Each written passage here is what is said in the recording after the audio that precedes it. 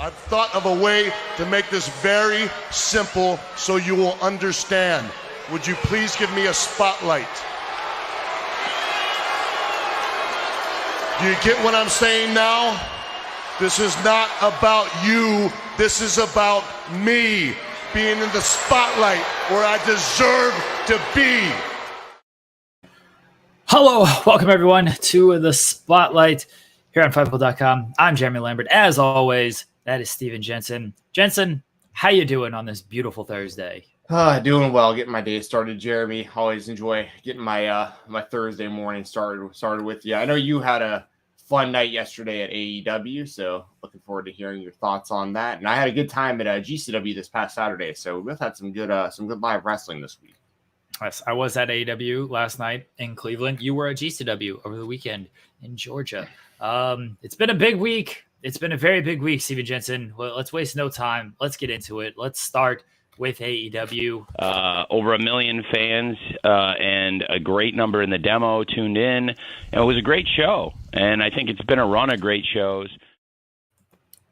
I assume last night's show will do over 1 million fans. We won't know for a few hours, but they put CM Punk and Jon Moxley in a unification match on the show last night. So you would think that would pop over 1 million fans and do a great number in the demo. This match, I don't know what you expected, Jensen. I know what I expected.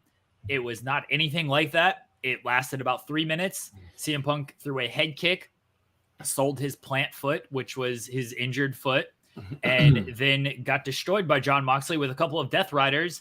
And Jon Moxley is your unified AEW World Champion.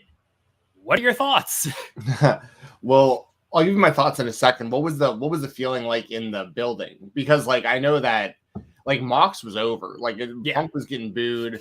And I know it's near where was the show yesterday? Was it in Cincinnati or near? No, it was Cleveland. Cleveland. But Cincinnati's about 3 hours away. Right. So he's kind of de facto hometown guy being there. So I thought what was the vibe like in the building? Because I'd imagine nobody there expected that either.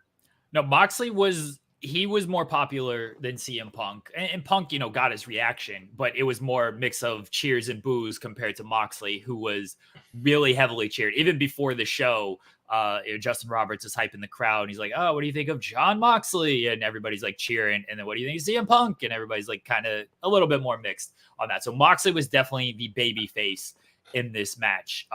As it played out, once Punk sold his foot, I kind of suspected, first off, we were stunned that, they go backstage and Tony Schiavone is our main event, been building for years, Will Ospreay, Pac, they're in this trios tournament. Everybody's like, wait a second, did he say main event? And I saw the reaction on Twitter. People oh, he misspoke. There's no way this is the main event.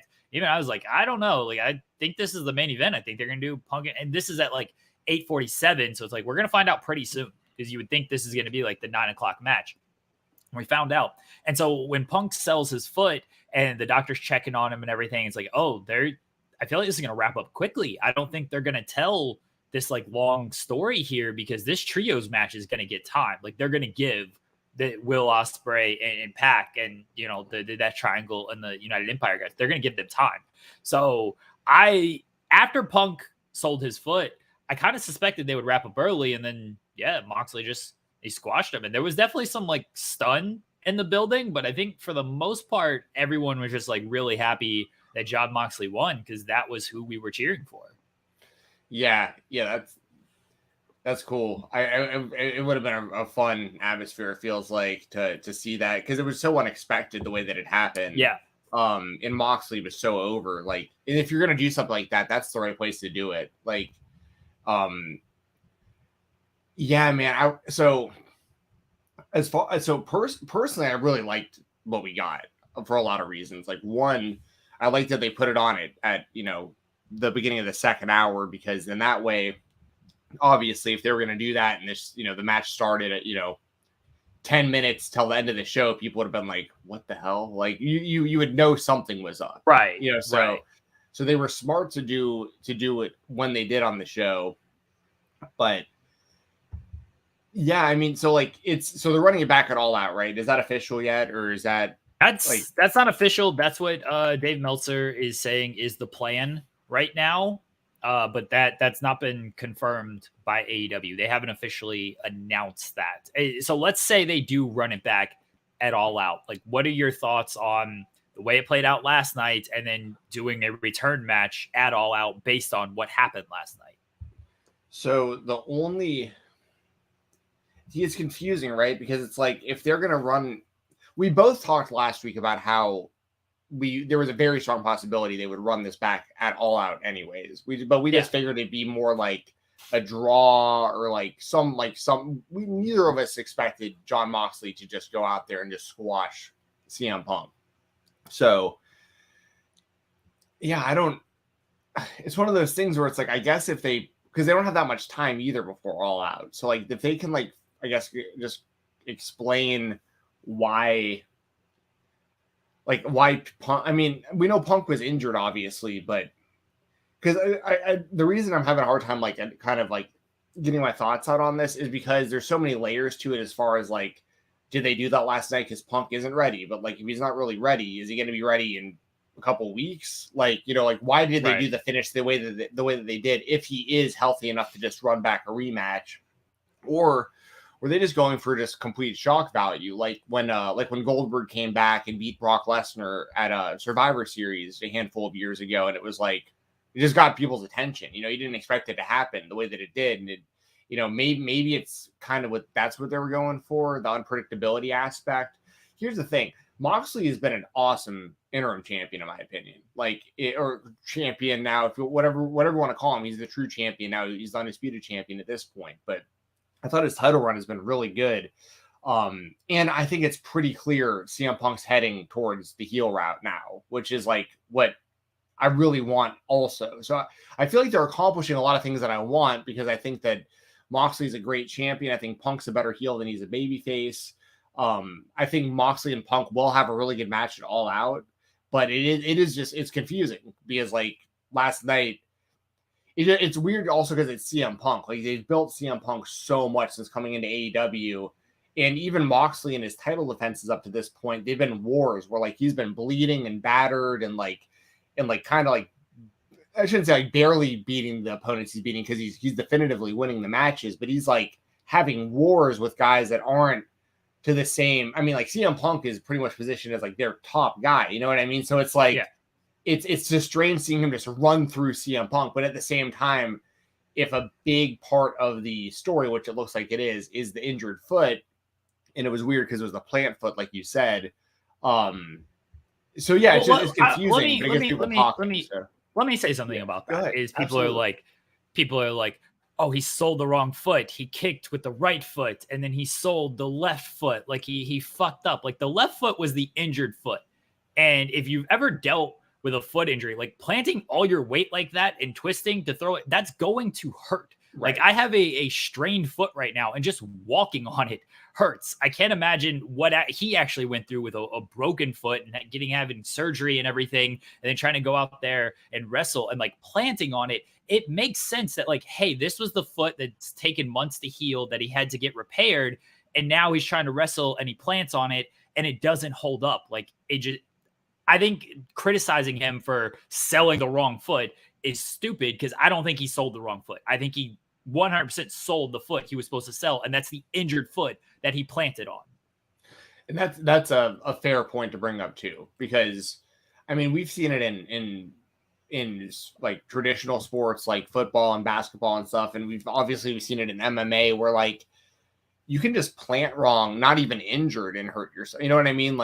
There's been basketball players who have had their broken their legs just coming down wrong on a jump shot, just completely, so it isn't unrealistic to think that a guy who is injured with a broken foot may have come back too early. You know what I mean? So maybe he's not fully healed, and then he throws a head kick and he plants on that injured foot. I think it totally makes sense. It's just strange though when you see it in pro wrestling, because we're so conditioned to think it's the, you know what I mean? It's the foot he used, that's just because that's why we're conditioned in pro wrestling. Also, I thought it was kind of funny seeing kind of all of wrestling Twitter last night, kind of getting on CM Punk and being man, you hadn't lost a fight like that since Mickey Gall. I kind of thought it was kind of funny seeing like Twitter kind of also kind of turning on Punk. It seemed like anyone out there that's a CM Punk hater kind of rejoiced last night, because I feel like a lot of people were like, see, that's exactly what it should have been the whole time, or like, see, Moxley's better than Punk, blah blah blah. So I don't know. Here's the thing: it's getting people talking. I think that was really, at the end of the day, the design point of it was to do something the fans would talk about coming out of the show last night, and then hopefully get them interested in wanting to see the rematch in a couple weeks at All Out. Yeah. And so here's I initially thought that we get a match and this is a design to bring MJF back. Obviously that didn't happen. We over a lot of people went over different scenarios, including us, like different scenarios of like, okay, how are they going to do this? What are they going to do? How are they going to book this? Yeah. I didn't think that a squash match was going to be it. The story that I'm piecing together from television, mind you, take all the backstage stuff out of this, because there's a lot happening back there. The story that like I'm kind of seeing play out on television with this is Punk did come back too early. He injured his foot. He couldn't finish the match. And now they're kind of building him as a babyface going into Chicago, because he's getting mixed reaction. Right. He's taking shots at, Hangman Page that are unnecessary, that were nowhere. He's taking shots at Jon Moxley, because of course that's who he's feuding with everything. But Moxley's getting the bigger babyface reaction. The story that I'm seeing is Punk is going to be the underdog babyface going into Chicago. It's like, oh, is his foot going to hold up now? Like, can he overcome all of this? Doing this with like a week's notice, like why is his foot now going to be better after a week after he re-injured it? And this match, like, Moxley's definitely going to target that. So now how is he going to target it? But Punk is just going to overcome it this time. Like, it's wrestling. I get it. But he targeted it in the match last night and Punk just got the shit kicked out of him. So it's going to be a tough story to pull off to make you got to really suspend your disbelief with part of it, but it's in Chicago. Punk's going to get cheered like crazy. He's going to be this big baby face. And I think he's probably going to win in Chicago, I would imagine. And then, he gets the big baby face reaction. I do think he's better as a heel. And maybe he goes heel after that. He's just like, okay, well, in Chicago, he's a baby face. That's what I'm seeing again on television, as far as, because otherwise I don't know what they're doing with this story, because they have not set up anything else. And we're a week out from the pay-per-view. They got 3 TVs left until the pay-per-view. Spoiler alert for Rampage. And again, they could air something on Friday. Nothing addressed with the world title situation on Rampage. If they air something on Friday, we didn't see it in the arena. So they've got 3 televisions, essentially 2 televisions, to book a title match for All Out, and we don't know where it's going if it's not Punk and Moxley. The only other option I see is if they do have MJF and he comes back next week, or Hangman is involved, because they ain't done nothing with Hangman. He wasn't on the show last night on Dynamite. He wasn't there to respond to CM Punk after what happened last week, which I thought was a choice. On one hand, I get it. As someone who follows the backstage stuff, I get it. And if I'm a television viewer and I watch last week's episode and I see CM Punk calling out Hangman Page and Hangman Page doesn't respond and he's being called a coward and stuff, and then I watch this week and they don't mention Hangman Page, Hangman again doesn't respond, I'm like, this guy kind of is a fucking coward. Like, where is Hangman Page? What's he doing? So that would be another option, is if Hangman comes out and he's like, all right, I'll fight Moxley, like, give me my rematch, whatever. But otherwise, I think it's Punk and Moxley. I think they're going to do a Punk being the underdog thing. I think this is part of the story, him being injured, and that's what it is. It's an easy story to tell, being injured, overcoming, underdog, hometown. That's what I'm seeing on television. Backstage, everything that's happening there, completely different scenario, and could be, could change a lot of things, because there's a lot happening backstage. So, yeah, I thought that they explained the Hangman thing hilariously on BTE last week. Yeah.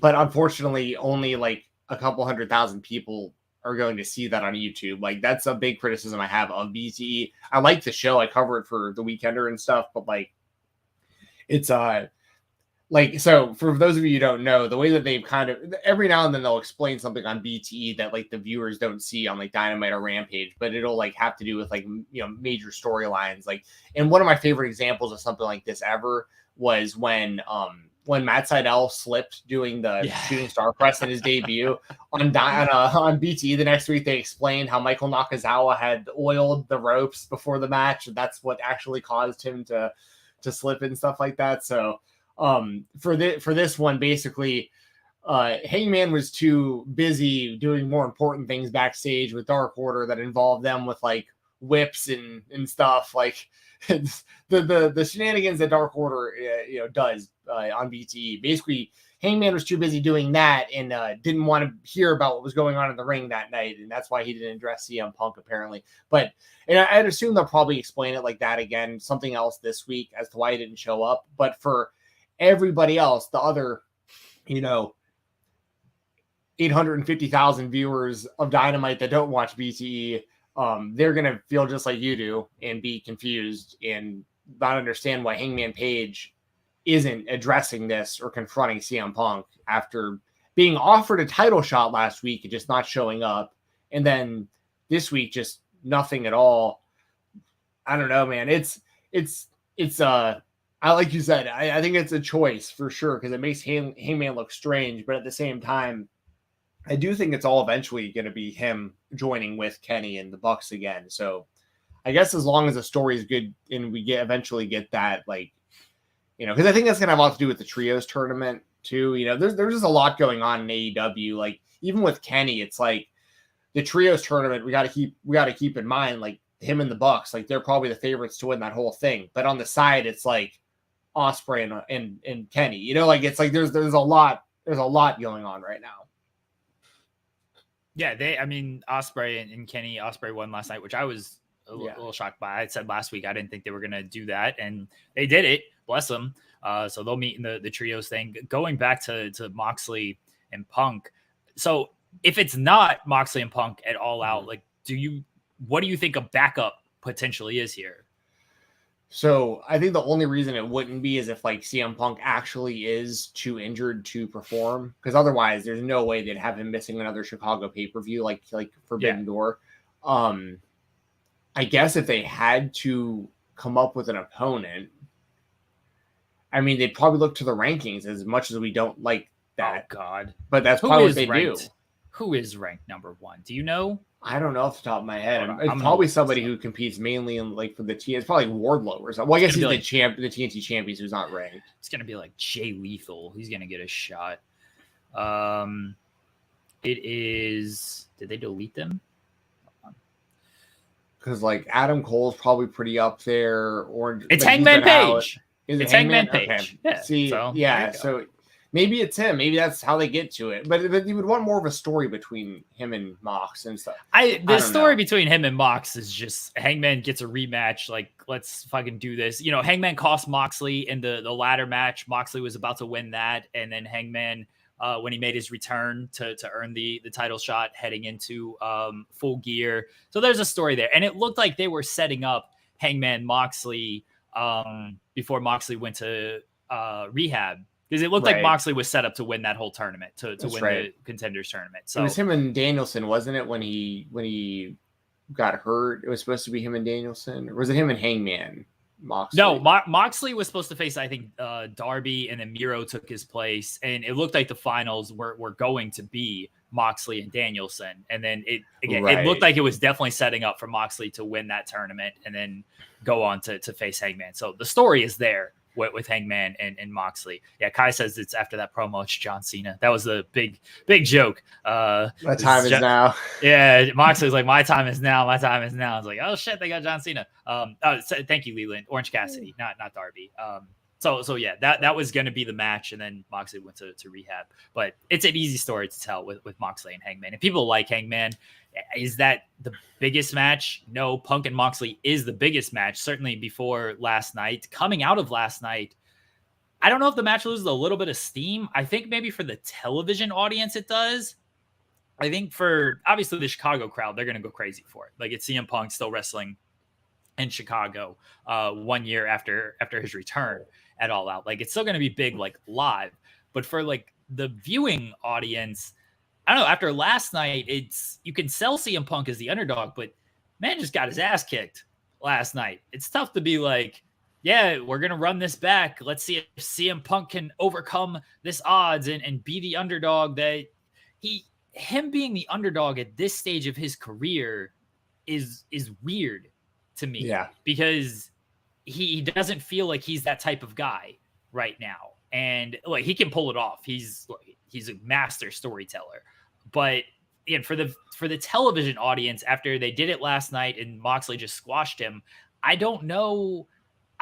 If that's where they're still going for All Out, I don't know if this is the right story to tell. No, I'm with you. I mean, I'm just as kind of confused about all of it as you are. If you want to paint CM Punk as an underdog, just run his UFC highlights. but I think that like I said, we both said that we thought this was going to happen, that like they were going to run this back at All Out, even though they were wrestling last night, but we just couldn't have expected that it would have got squashed like this. It made Moxley look like a badass, so I thought that was great, and I thought the way that he did it was smart too. Like, once CM Punk re-injured his foot, Moxley immediately put him in, like, he just started twisting his leg and his ankle as much as he could, and he attacked it and then just started hitting Death Riders. I mean, it was psychology-wise, it made perfect sense.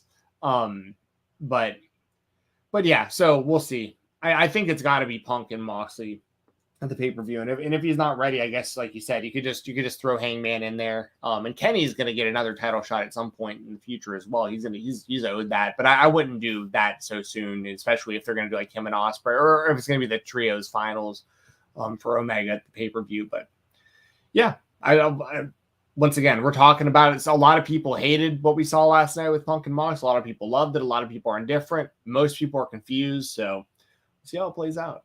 Maybe CM Punk, he just didn't want to lose in Chicago. He's like, fuck this. I ain't losing in Chicago. I'll lose in Ohio. I'll show up to Cleveland. I'm like in WWE. I'll lose to Moxley. I'll take time off and I'll return. Moxley can beat somebody else in Chicago. Maybe they'll have CM Punk face who's not wrestling at the pay-per-view right now. I don't think Orange Cassidy, unless he's in that ladder match. I think Orange Cassidy is probably going to have a match at the pay-per-view. I don't think they're going to win the trios thing. So CM Punk, Orange Cassidy, Punkin, it'll be like the Nick Aldis NWA situation. There's a lot of backstage heat and politics on CM Punk right now. So this is their way to get out of Punk and Moxley in Chicago. They're just going to have Punk wrestle some random match against Orange Cassidy to win. Moxley can face Titus in the main event of All Out, and everyone will rejoice. No, I think it's Punk Moxley. We'll see. They got a week. Should be a fun and busy week in the world of AEW. I was listening to Jim Ross, and he said, like, this is the most challenging week in Tony Khan's history as a booker. And like, I don't think he's wrong, not just like booking on screen, but keeping things together off screen as well. Cause a lot of stuff going on backstage, a lot of stuff going on. Max Caster with the talent meeting bar. That line got no reaction. I couldn't believe that. I especially for like AEW, and I'm one of these. I'm not making fun of this. I'm one of these people I'm talking about. AEW is full of smart marks, and I couldn't believe that didn't hit that line. I figured everyone would know what he was talking about.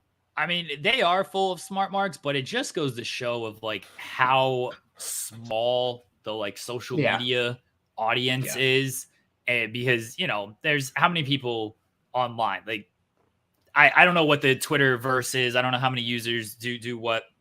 Like, let's take an example. Like, Fightful Select has 8,000 subscribers. I think that's the number.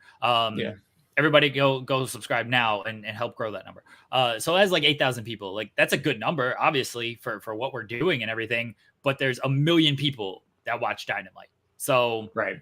It's really small potatoes compared to everything. And I know a lot more people online. I know not every wrestling fan subscribes to Fightful Select. They get their news elsewhere. They get their aggregated news and everything. But it's a small number of people. I still expected that line to get some type of reaction. Like, there was none. Like, I felt like I was the only person reacting to it.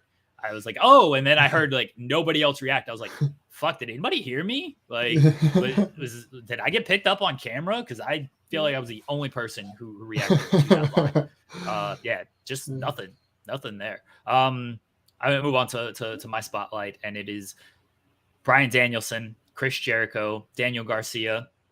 Let's open the show last night. Jericho wanted his apology from Garcia, and then Daniel Garcia wanted his apology from Jericho for ruining his moment with Danielson, his hero and his mentor. Danielson came out and said, you're a pro wrestler. Everyone was chanting, you're a wrestler. Jericho said, say you're a sports entertainer. Garcia just shoved Jericho and is like, you're putting me on the spot here in public. Like, I can't deal with this. I'm not doing this shit. He left, and then we set up Danielson and Jericho for the pay-per-view. What'd you think of this segment and this story, Jensen? I really liked it. And it kind of ties in with what we were talking about a minute ago with Moxley to a degree, because this has Blackpool Combat Club implications with Danielson being involved. And it's pretty clear Garcia is heading that direction, which I love. I mean, we talked about that even on this show when Garcia joined the Jericho Appreciation Society. We were both like, it's just a matter of time before he joins the Blackpool Combat Club. Like, people were freaking out about. I don't want it. I don't want it. I don't Really? want him in Blackpool Combat Club. Yes. Really? I don't want it, and here's why. One, they got Wheeler Yuta. If he's in Blackpool Combat Club, he gets kind of pushed down because like it's still going to be Danielson. Moxley's the champion. Claudio's the ROH champion. Like, he's not. Love Daniel Garcia. You're not thinking that. So I'm thinking a couple steps ahead of this. Okay. What are you thinking? So what they've been doing is so outside of like the core group, which is basically, if you want to consider, kind of the leader to be William Regal, or like the mentor of the group. And then like the core of the group is obviously Moxley and Danielson.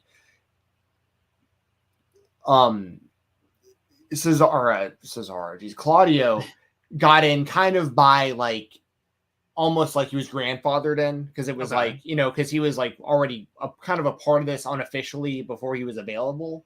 And this is kind of how it feels and how they've kind of explained it. Like, Moxley has been like, Claudio was a part of this before he was even here. Like, that's why he's in the group. But the other guys, if you notice, like Wheeler Yuta was courted from the Best Friends, because he wasn't a right fit for that group. Daniel Garcia is being courted from the Jericho Appreciation Society. I think the next guy to get courted is going to be Lee Moriarty from Stokely. And that's going to be a trio. Is going to be Yuta, Garcia, and Moriarty as like a trios team for the Blackpool Combat Club. Okay, so they get Blackpool Combat Club NXT. Great. I don't like it. You don't like that idea? I love that idea, because then the Cesaro can still be the ROH champion, Moxley can do his thing, Danielson can do his thing, and all three of those guys can just tear it up in six-man matches. They can have great matches regardless, though. Like, I'm all for it. I love that team. It's a great trios team. I'm thinking bigger picture with Daniel Garcia than being the junior squad Blackpool Combat Club behind Danielson, Moxley, and Claudio. I'm thinking, because again, he's going to be behind those guys. You're part of the Jericho Appreciation Society. Sammy's there, but like Sammy's sort of outside doing his own thing, fighting Eddie Kingston backstage and everything. Yeah. Like, he is in the middle of it with Jericho, and he looks at Jericho as a mentor. He's above Jake Hager. Nobody wants to see Jake Hager wrestle. He's above the 2.0 guys. I love them, but Menard's injured, and Daddy Magic isn't doing. Like, he's not doing, or Sweet Hand, Angela Parker, Cool Hand, whatever his name is. Cool Hand Lou. Yeah. They're on TV as just like comedy role guys. Like, Garcia can carry that when it comes to like the wrestling aspect of this stuff, and Jericho like. That, we want to talk about backstage stuff. Jericho's going to go to bat for him backstage. Jericho's always going to have a prominent role on television. Yep. I mean, look how he did with the Inner Circle. He kept all those guys on television. And yeah, the Santana and Ortiz should have been tag team champions, 100%.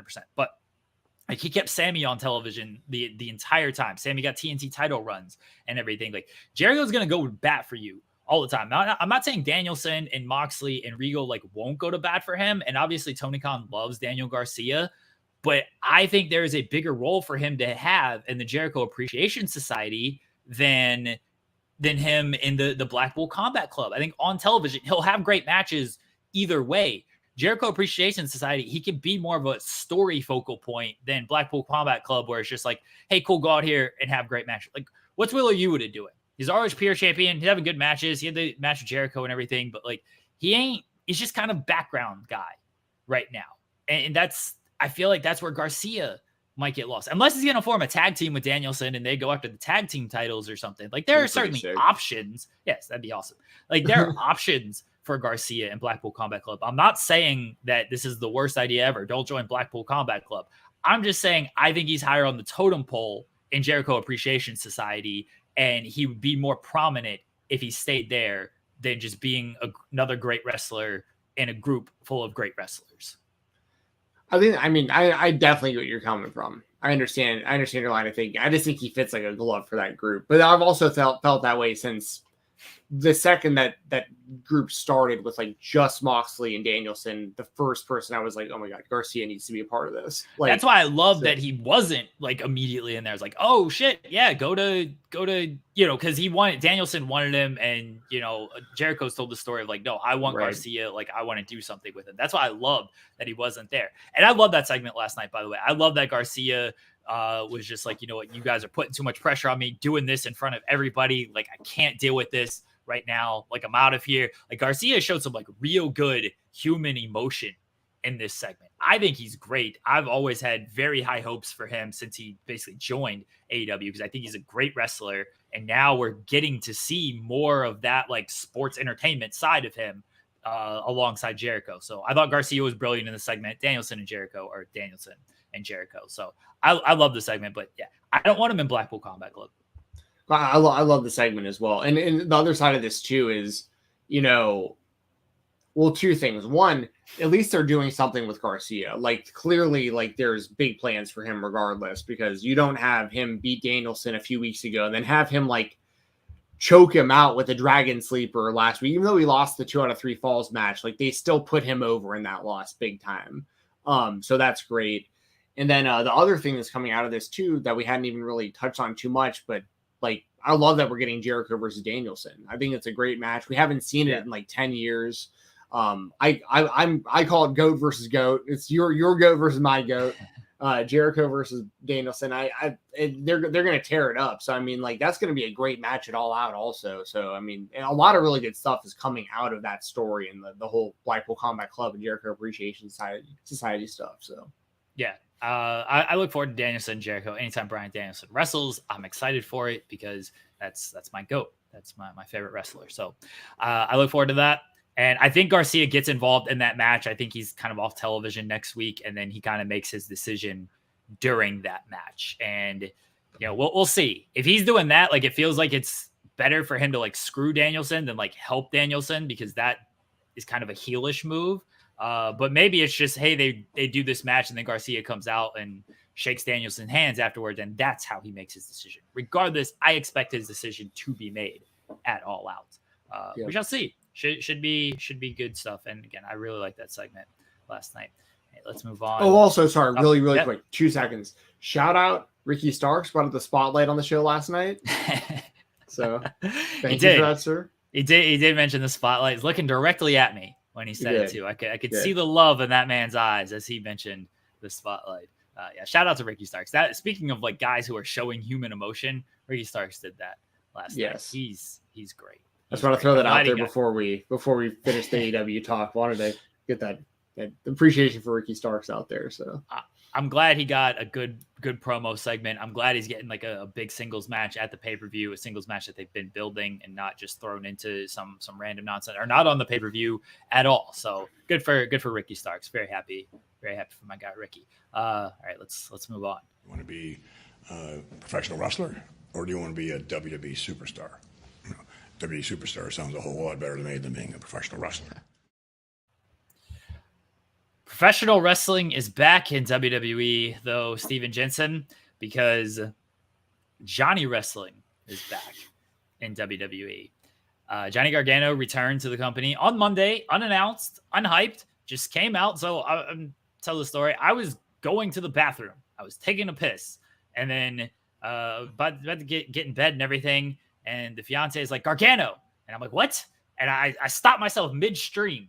That's very difficult to do. by the way. Like I stop myself midstream, I come out and I watch Gargano's entire promo with Theory and everything, held it, did not piss myself, and then went back and finished taking my leak. That is how I enjoy the Johnny Gargano segment as he came out and he announced that he was back. I think we kind of all saw this coming when Triple H got his power, but it was good to see Gargano on the main roster, getting a big pop in Toronto. Good to see him back, and I suspect he's going to get a big spotlight on WWE. Yeah. I think this is really good for the WWE, like good for the optimism for their future, because we're going to talk about Kevin Owens here in a second, and a lot of kind of like the kind of change we're seeing right now in the company, positive change in our opinions. And Gargano's not the only guy this is going to, obviously we know like Dexter Lumis came back and Karrion Kross and Scarlett and stuff, but like, this is big for the WWE to have someone like Johnny come back, because he won't be the only one who, wasn't really satisfied with how things were under Vince McMahon, or didn't think his future was very bright under Vince McMahon. And now with Triple H in charge, and if this is going to happen, like we're going to get people from AEW coming over, we're going to have a better chance of like indie wrestlers popping up in the WWE again and other companies and stuff. And so I think what Johnny Gargano coming back represents is like a really good sign of positive change for the WWE's future. And in the, the return itself, does this lead to, clearly Gargano and Theory doing something, but like, do you think Theory like puts the Money in the Bank briefcase on the line and maybe Gargano wins that from him to really solidify, like, because that's really doing something like that would really be showing the fans like Theory was Vince's guy, Gargano's Triple H's guy, and like if Gargano were to win that briefcase, that's really showing like, okay, like we're like all the chips are out now. You know what I mean? Like it's the choices are clearly being made now. Like even though Vince might have been all about you, and like Triple H is going to start pushing his guys now. So like I don't know. What do you think? Do you think that's where it's headed? I don't think Theory is going to put the briefcase on the line, because I think the briefcase is just better off on a heel than a baby face. I don't really like it on a baby face unless they're going to call their shot and be like, all right, here's where I'm cashing in. Let's do it like Van Damme did. He's like, one night stand. This is where we're doing it. Like, I'm not going to do some chicken shit cash in when everybody is hurt. Like if Gargano wants to do that, that's cool with me. But otherwise, keeping on Theory is fine. Just have Theory lose this briefcase on it. Like, they need to kind of do away with it or come up with some type of fresh concept where with the briefcase, because it's kind of played out at this point. It does look like they are building towards a match between Gargano and Theory, which makes sense. They got the history and everything. I thought the promo segment between them was good on Monday night. I look forward to just Gargano's run on the main roster in general. I don't quite know what it looks like. I just imagine he's going to have a bunch of banger matches, because Triple H is letting people have banger matches right now. And Gargano certainly fits that. I think he'll be involved in the mid-card kind of picture. I think the big moment for him is going to be, at least within the next like 6 months or so. I guess a little over 6 months, but like Mania, I could see him getting like a Mania moment of winning the Intercontinental or United States title. I think that's where it could be going for Gargano. I don't think he's going to be quite inserted into the main event picture yet. I think they sort of have that mapped out. And of course, plans can always change, but I think they have that sort of mapped out with Roman and then Cody coming back and everything. And I don't know if Gargano like fully inserts himself there. Certainly by Mania next year, it'll be a completely different landscape whenever Roman loses the title and everything. But I think Gargano is going to be very good mid-card spot for right now, have a bunch of great matches, and look, he's happy. At the end of the day, that's what matters. He's a better fit in this version of WWE than he would be in this version of AEW, because he'd probably just be kind of lost in the shovel of AEW with all the guys that they have and all the guys that are out and returning and everything. But right now, WWE, you're Triple H's guy, you're in a good spot. Had Vince stayed around, I don't know where Gargano would be. He might still be in diaper change wrestling and just hanging out with his kid because he's just waiting for some other shoe to drop. But yeah, once Triple H took power, it seemed very obvious that, Johnny's coming back here because we see the writing on the wall, what Triple H is doing here. Yeah, and I agree with you about him being a better fit in this version of WWE than the current version of AEW also. If Gargano came to AEW, he'd have banger matches, no doubt. Like, he's fantastic in the ring. I'm not going to take anything away from him ever as an in-ring performer, but it's just such an ultra-stacked roster that, like, in AEW, in WWE, if he's pushed, he's going to have, like we both said, he's going to have a spotlight that's, like, way brighter on him in the WWE. And he'll be working for a guy he trusts, Triple H. So, and then with, you mentioned that Gargano and in theory have history. I didn't really think too much about that, but I guess they're both in Evolve at the same time briefly. I guess his theory was kind of the thing with Evolve. Way in NXT. I completely forgot about. They referenced that. it. They referenced it on Raw, Jensen. Dude, I completely forgot about that. I'm sorry. I completely forgot about the way. Completely forgot about that whole thing. That was when I was really starting to like get out of being a fan of NXT, if I'm being honest. It wasn't because of that, but it was just kind of like at that same time I was kind of dipping out of it. But were they involved at the same time though? Because Theory was like the champion, like super young there. No, I think Theory, by the time he got the title, Gargano was in the middle of his probably NXT gone stuff. already. Yeah. Because I forget Gargano came in the Cruiserweight Classic, was it? Yeah. There were the Dusty Classic with Ciampa. That's how he came in. And then he did the Cruiserweight Classic also.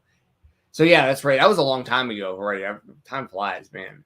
But you're right. They had the way. I completely forgot about that group. So, hey, good for them. Continuity-wise, if they brought it up during the segment, which I just completely forgot about, that's good that they're also referencing NXT storylines on WWE television. That's another positive sign because they should do that considering it's all one company and these fans are going to know about a lot of this stuff. So, hey, good for them.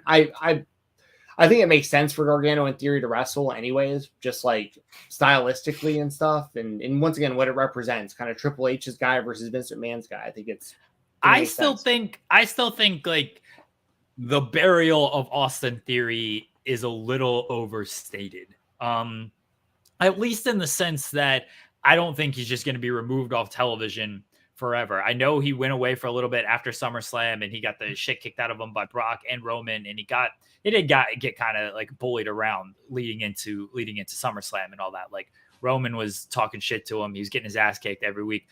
But we got to remember, like, Theory was essentially hired by Triple H because he was in NXT. He had a good, like, little role in NXT. He was paired with Gargano and everything. I don't think Theory is just like completely out the window on main roster. But I clearly he's been downgraded a little bit, and that's why I don't think they should put the title on him. And I think he should just lose the briefcase or somehow, or just fail cash in, whatever has to happen there. But I just don't think Theory is just like going to disappear and never be heard from again, just because Triple H is in charge. He doesn't like Theory. I think Triple H still does like Theory. He just likes other guys a little bit more.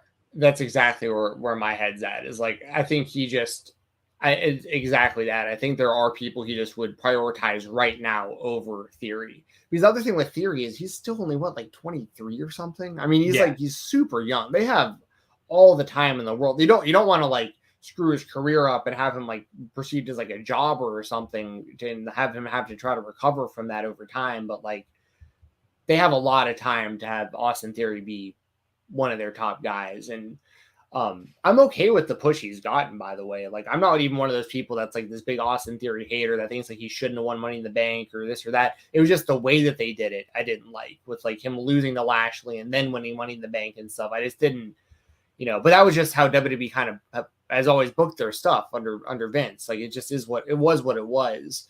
And now things are different. And like you said, I do think Austin Theory has a super bright future in the company. But if you had to make a choice right now, if you're Triple H, of like who's getting a bigger push right now in this moment, Johnny Gargano or Austin Theory, I think he's probably going to go with Gargano. It's kind of just all I'm saying, Yeah. A guy who is getting a push at the moment in Triple H's WWE is Kevin Owens.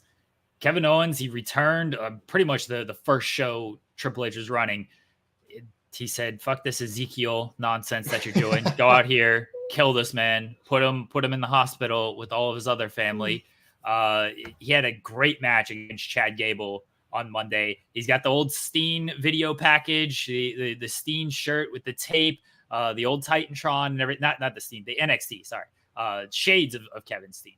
But he's got the old like NXT Titantron and t-shirt and everything. It's very much Triple H reminding everybody like, yeah, this was my guy. He's still really fucking good. And we're going to give him a prominent spot on television. And you kind of love to see it because Owens, like he fills multiple roles. I mean, he headlined night 1 of WrestleMania against Steve Austin, but a lot of people like know Kevin Owens with the Kevin Steen fight everything personality. And like, he can do the comedy stuff, but when this man just goes out there and just wants to have great matches and just wants to kill people, like he's so good. And yeah, Triple H is positioning him to where like, yeah, this is a guy who he's going to be in one of these top spots. And I love that he had a competitive match against Chad Gable. It would have been very easy to go out there and just like squash Gable, who another guy who is a very good wrestler who just is in a comedy sort of role right now, but let him have this competitive match against Chad Gable. Gable doesn't lose anything by losing. People expect him to lose anyway. He gains a lot by actually being competitive against Owens, and Owens doesn't lose anything by having this competitive match against Chad Gable, and he still gains a lot by winning. So you can have competitive matches with wins and losers. AEW does this very well of like, you put competitive matches on and somebody has to win, somebody has to lose, but the loser doesn't lose a whole lot. And the winner, just because you expect them to win easily, they don't lose a whole lot either because they still win. So I thought this was a great piece of business, this Chad Gable and Kevin Owens segment, and then the overall just package of Kevin Owens right now. Yeah, I mean, this is my favorite kind of Kevin Owens. Like I've said it before, you know, I think my favorite NXT championship reign ever is Kevin Owens as NXT champion. I think that Finn Balor's reign probably meant the most for the company, for like what it accomplished for the brand, like with the like how much the brand expanded while he was the champion with that long-term run. But like I love the fight Steen fight version of Owens. I mean, it's like, and that's how I really became a fan of his. Like I knew of him back, I mean, years before when he was, you know, doing the stuff with Jericho, and he was kind of like he had like the shaved face, and he was heavy, but like he was doing moonsaults and stuff. Like it was, you know, but then like when he really turned into like the fight Steen fight, the guy who turned on El Generico and like ripped his face mask off and put it on a chair, you know, and like that, I love that kind of Kevin Owens. Like he can't be as quite as sadistic as he was on the indies and in the WWE, but man, they can get close though. Like they can show way more shades of that guy. And the old, like the tape shirt and stuff. Like I love that merch. And the Titantron video is way better than just, I think before it just said like fight Owens fight or something on it. There was like nothing really to the Titantron before. It was just like some words or something. But this is better. I mean, and if you're going to push people, like he's a guy to push. Like he's reliable. He's great in the ring. He's great on the microphone. He's over. He's a legitimate longtime veteran of the game at this point. And he has a lot of really good years ahead of him still. And if he's motivated and optimistic, that's a big part of it for a lot of these guys and girls right now, is like, it's just that optimism. A lot of it just keeps going back to the Triple H change and the Stephanie and Nick Khan change and Vince leaving and stuff. Like there's got to be guys like Kevin Steen that were like, because for him, we've talked about this before as well. I think the main reason he re-signed with the WWE, outside of the fact that he's a lifelong fan and his kid loves it, he was probably promised when he was negotiating, they were like, we're going to do everything we can to get you versus Steve Austin at WrestleMania. And he was like, I'm in. Like, that's all I needed to hear. Probably for him, that's probably like, that's the best thing he could accomplish in wrestling, is like he gets to wrestle his hero, Stone Cold Steve Austin. Like, that's incredible. In the main event of WrestleMania, that's literally a dream come true for a guy like Kevin Steen. That's awesome. But then after that, it was like, then what? You know, you had like the Ezekiel stuff, and like you don't really know what's going to happen, and Vince is still in charge, and like he hasn't won a title in so many years. It's like, it's just an uncertain future after Steve Austin. It feels like you just kind of like peak, and then what? And now it's like you have this whole new life because Vince is gone and Triple H is in, and now it's like, wait, I can have fun all year, not just like once a year on WrestleMania. Like we can do an entire year now of like stories, and I can be more of myself and have great matches and have like an edge. And, you know, like it's So there's got to be so many people like him in this great spot. So for Kevin Steen specifically, I love it. He's one of my favorite performers in the world still. And the hotter WWE keeps getting, the more excited I'm getting. And when Cody returns, I'm hoping it all kind of like comes together to where I can just be like a WWE super fan again. I'm really hoping. I saw that Raw, I haven't seen all of the show yet, but I saw that Raw was apparently a really good show on Monday. So this is good stuff, and I really hope Kevin Owens is going to be one of like the main players of the company right now.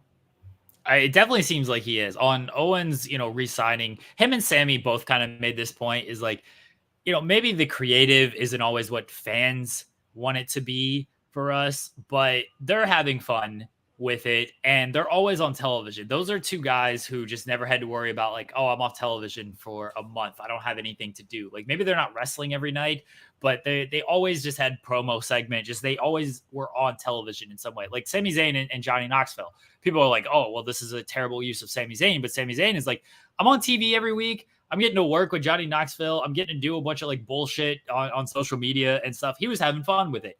And I'm sure Kevin Owens felt like the same way about Ezekiel. Is like, okay, maybe this isn't what fans want. They want to see Kevin Owens fight and everything. But I'm on TV. We're having fun with the Ezekiel stuff. It's good. It's sports entertainment, WWE comedy and everything. And I think that was a big reason why they resigned also, is like, we just don't have to worry about where our spot is, even though, you can WWE release anybody at any time, at any moment. But it seems like those two guys, based on what they said, they were happy with everything because they were used regularly and they did have like some trust and creative freedom there. And now, like you said, with Triple H in charge, like that trust and freedom is still there, and they can kind of get to be the people that fans maybe want to see a little bit more. Because like Sammy on SmackDown, he's part of the Intercontinental match, and he was going out, he busted out the tope, which I feel like we haven't seen in forever. He was doing just some great character work with Roman Reigns backstage and everything. Like Sammy's killing it right now as well. So good on those guys. Hopefully maybe they'll win the tag team titles. They should dethrone the Usos. I saw, didn't like Michael Cole or someone like reference El Generico also? I saw some people on Twitter talking about that. Yeah. Yep. Michael Cole referenced El Generico. They can say these things in WWE nowadays. It's insane. Hell yeah. Good. Finally. We're going to move on to our other spotlight. Our product is what it is. We're going straight up the middle. Yeah, we ain't talking about NWA this week. I did my rant last week. What we are going to talk about, though, Stephen Jensen, this is your spotlight, is NXT UK is dead. Long live NXT Europe.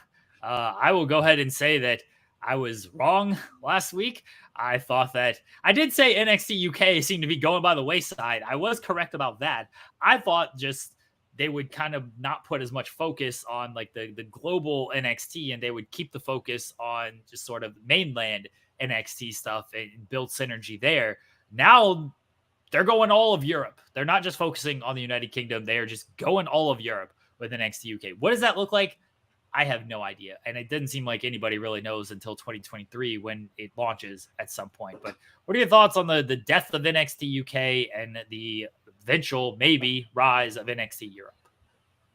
It's definitely interesting, right? I mean, this I think it was like the last week we were talking about NXT UK, and we were talking about how it all looked like it was going to just be consolidated into NXT 2.0. And now like Tyler Bate is going to be challenging. Well, they're going to be unifying. It looks like the NXT UK title and the NXT title between Bate and Braun Breaker and that kind of stuff. So on one hand, they're doing that, and there was a lot of releases as well last week,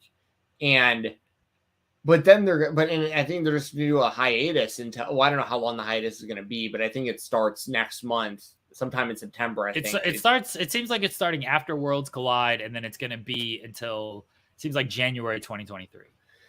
So, but the assumption is that it'll come back like bigger as NXT Europe. So that's the assumption. Yes. Yeah. So I'm interested for sure, but it is strange that they like got rid of as many wrestlers as they did if this thing's just like coming back bigger, because there was a lot of good talent that they released. So I guess it's just a little confusing to me, I guess, at the end of the day. I think I'm going to give WWE a little bit of the benefit of the doubt here, and I could be completely off base with this. I could be completely wrong. Is because NXT UK isn't going to run shows, they just decided, hey, let's release you. You can still get paid for your 30 days. You can go off, do whatever you want on the indies and everything without any, contractual ties to us. And then when NXT Europe returns, maybe these people get re-signed. They're obviously bringing people over to NXT Florida. We saw Mako Satomura. We saw Blair Davenport. Tyler Bate is over. The Gallus guys. Like they brought people to Florida. Some people have said, like, I listened to Amir Jordan with Cultaholic, and he basically said, like, I wanted to go to Florida, and it wasn't in the plans. NXT Europe was never offered to him.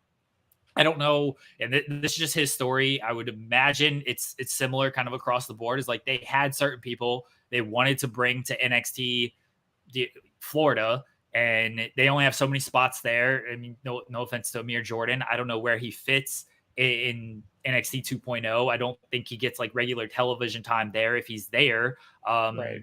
And then with NXT Europe, because we don't really know what that looks like yet, I don't think they just wanted to commit to people and keep people under contract. I could be completely off base here. It could just be like, yeah, NXT UK is dead, so we're just releasing all these talent that we had because now we have no use for them.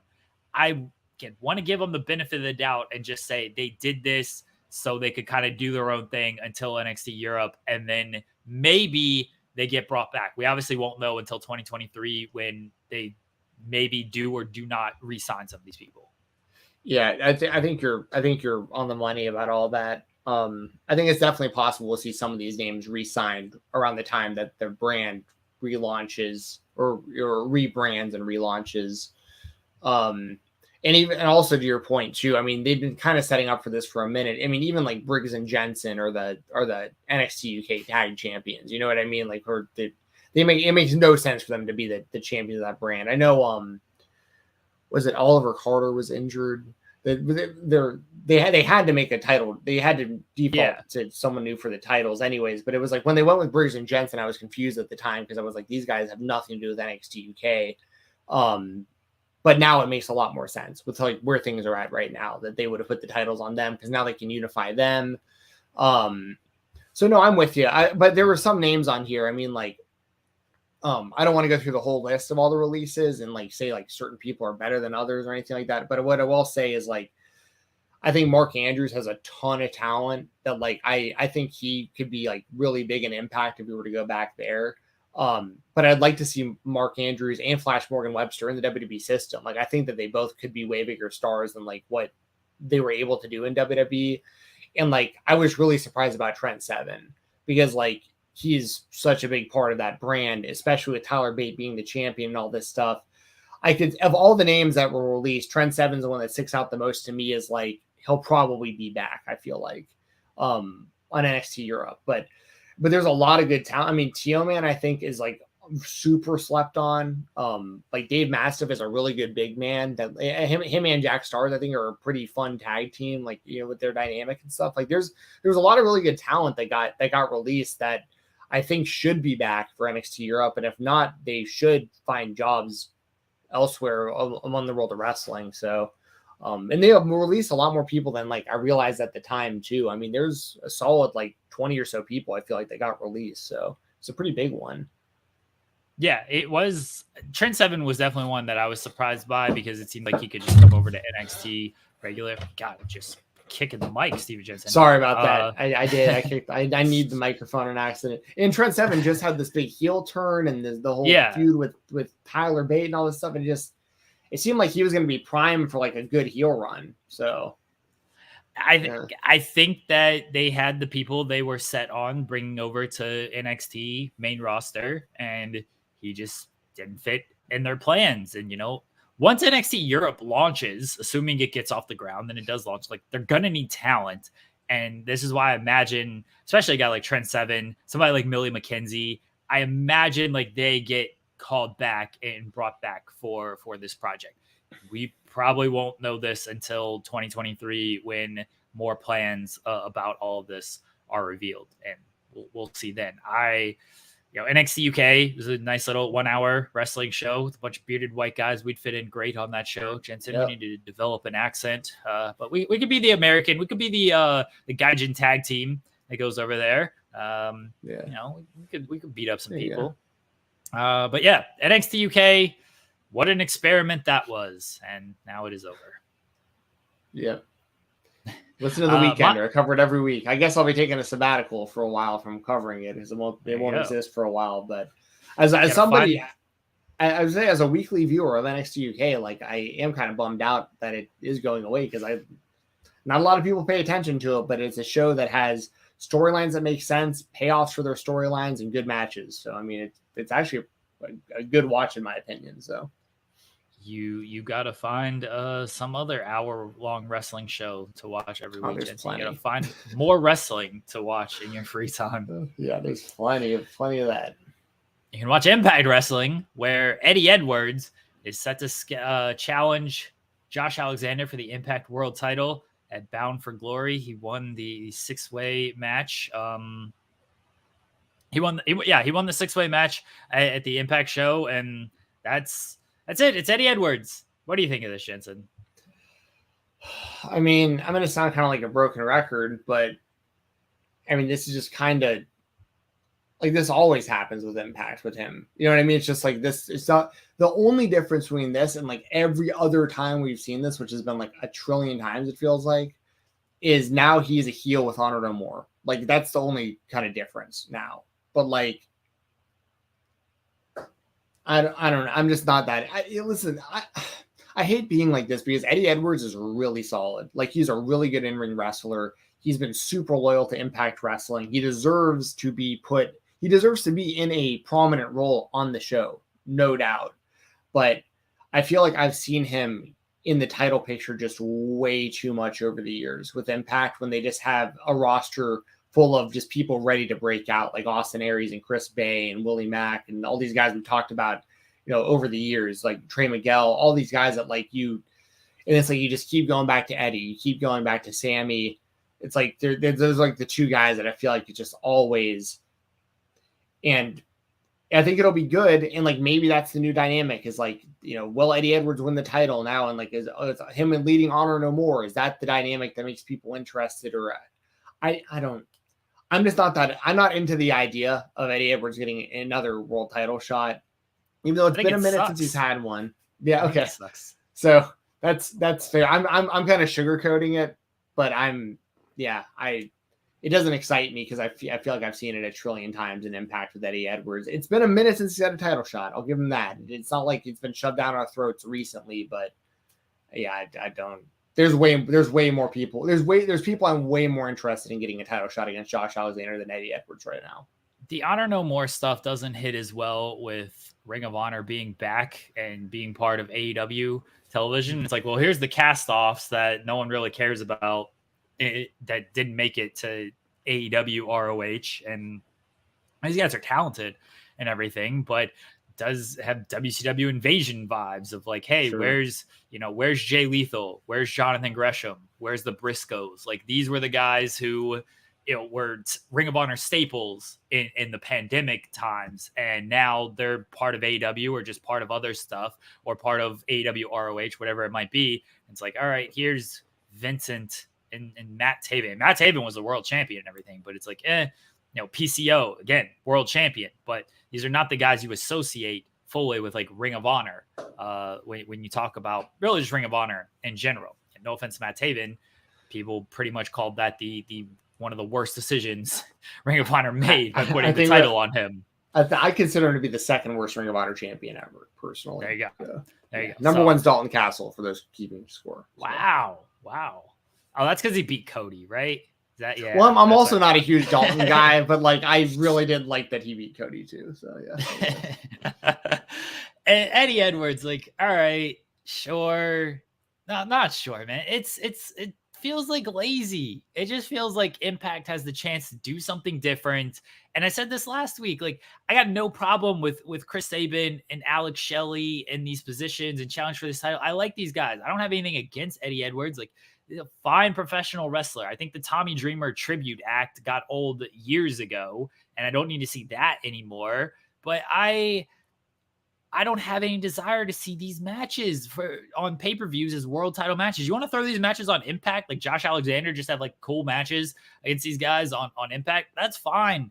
If you're trying to like sell pay-per-views with this stuff, there's no selling point to me. Like, you got other talented guys that you can put in this spot. I don't need to see Eddie Edwards in this spot when his biggest run came because Sami Callihan accidentally smashed him in the face with a baseball bat years ago. Like, that was cool. I mean, not that him getting smashed, that sucked. But like the way they built off of that and played off of that, that was cool. That was a nice little angle. It was years ago at this point, and he's like still doing kind of the same stuff. Again, the Honor No More stuff, just low rent vibes because it's the people he's doing it with, and it's not like the people you kind of associate with ROH.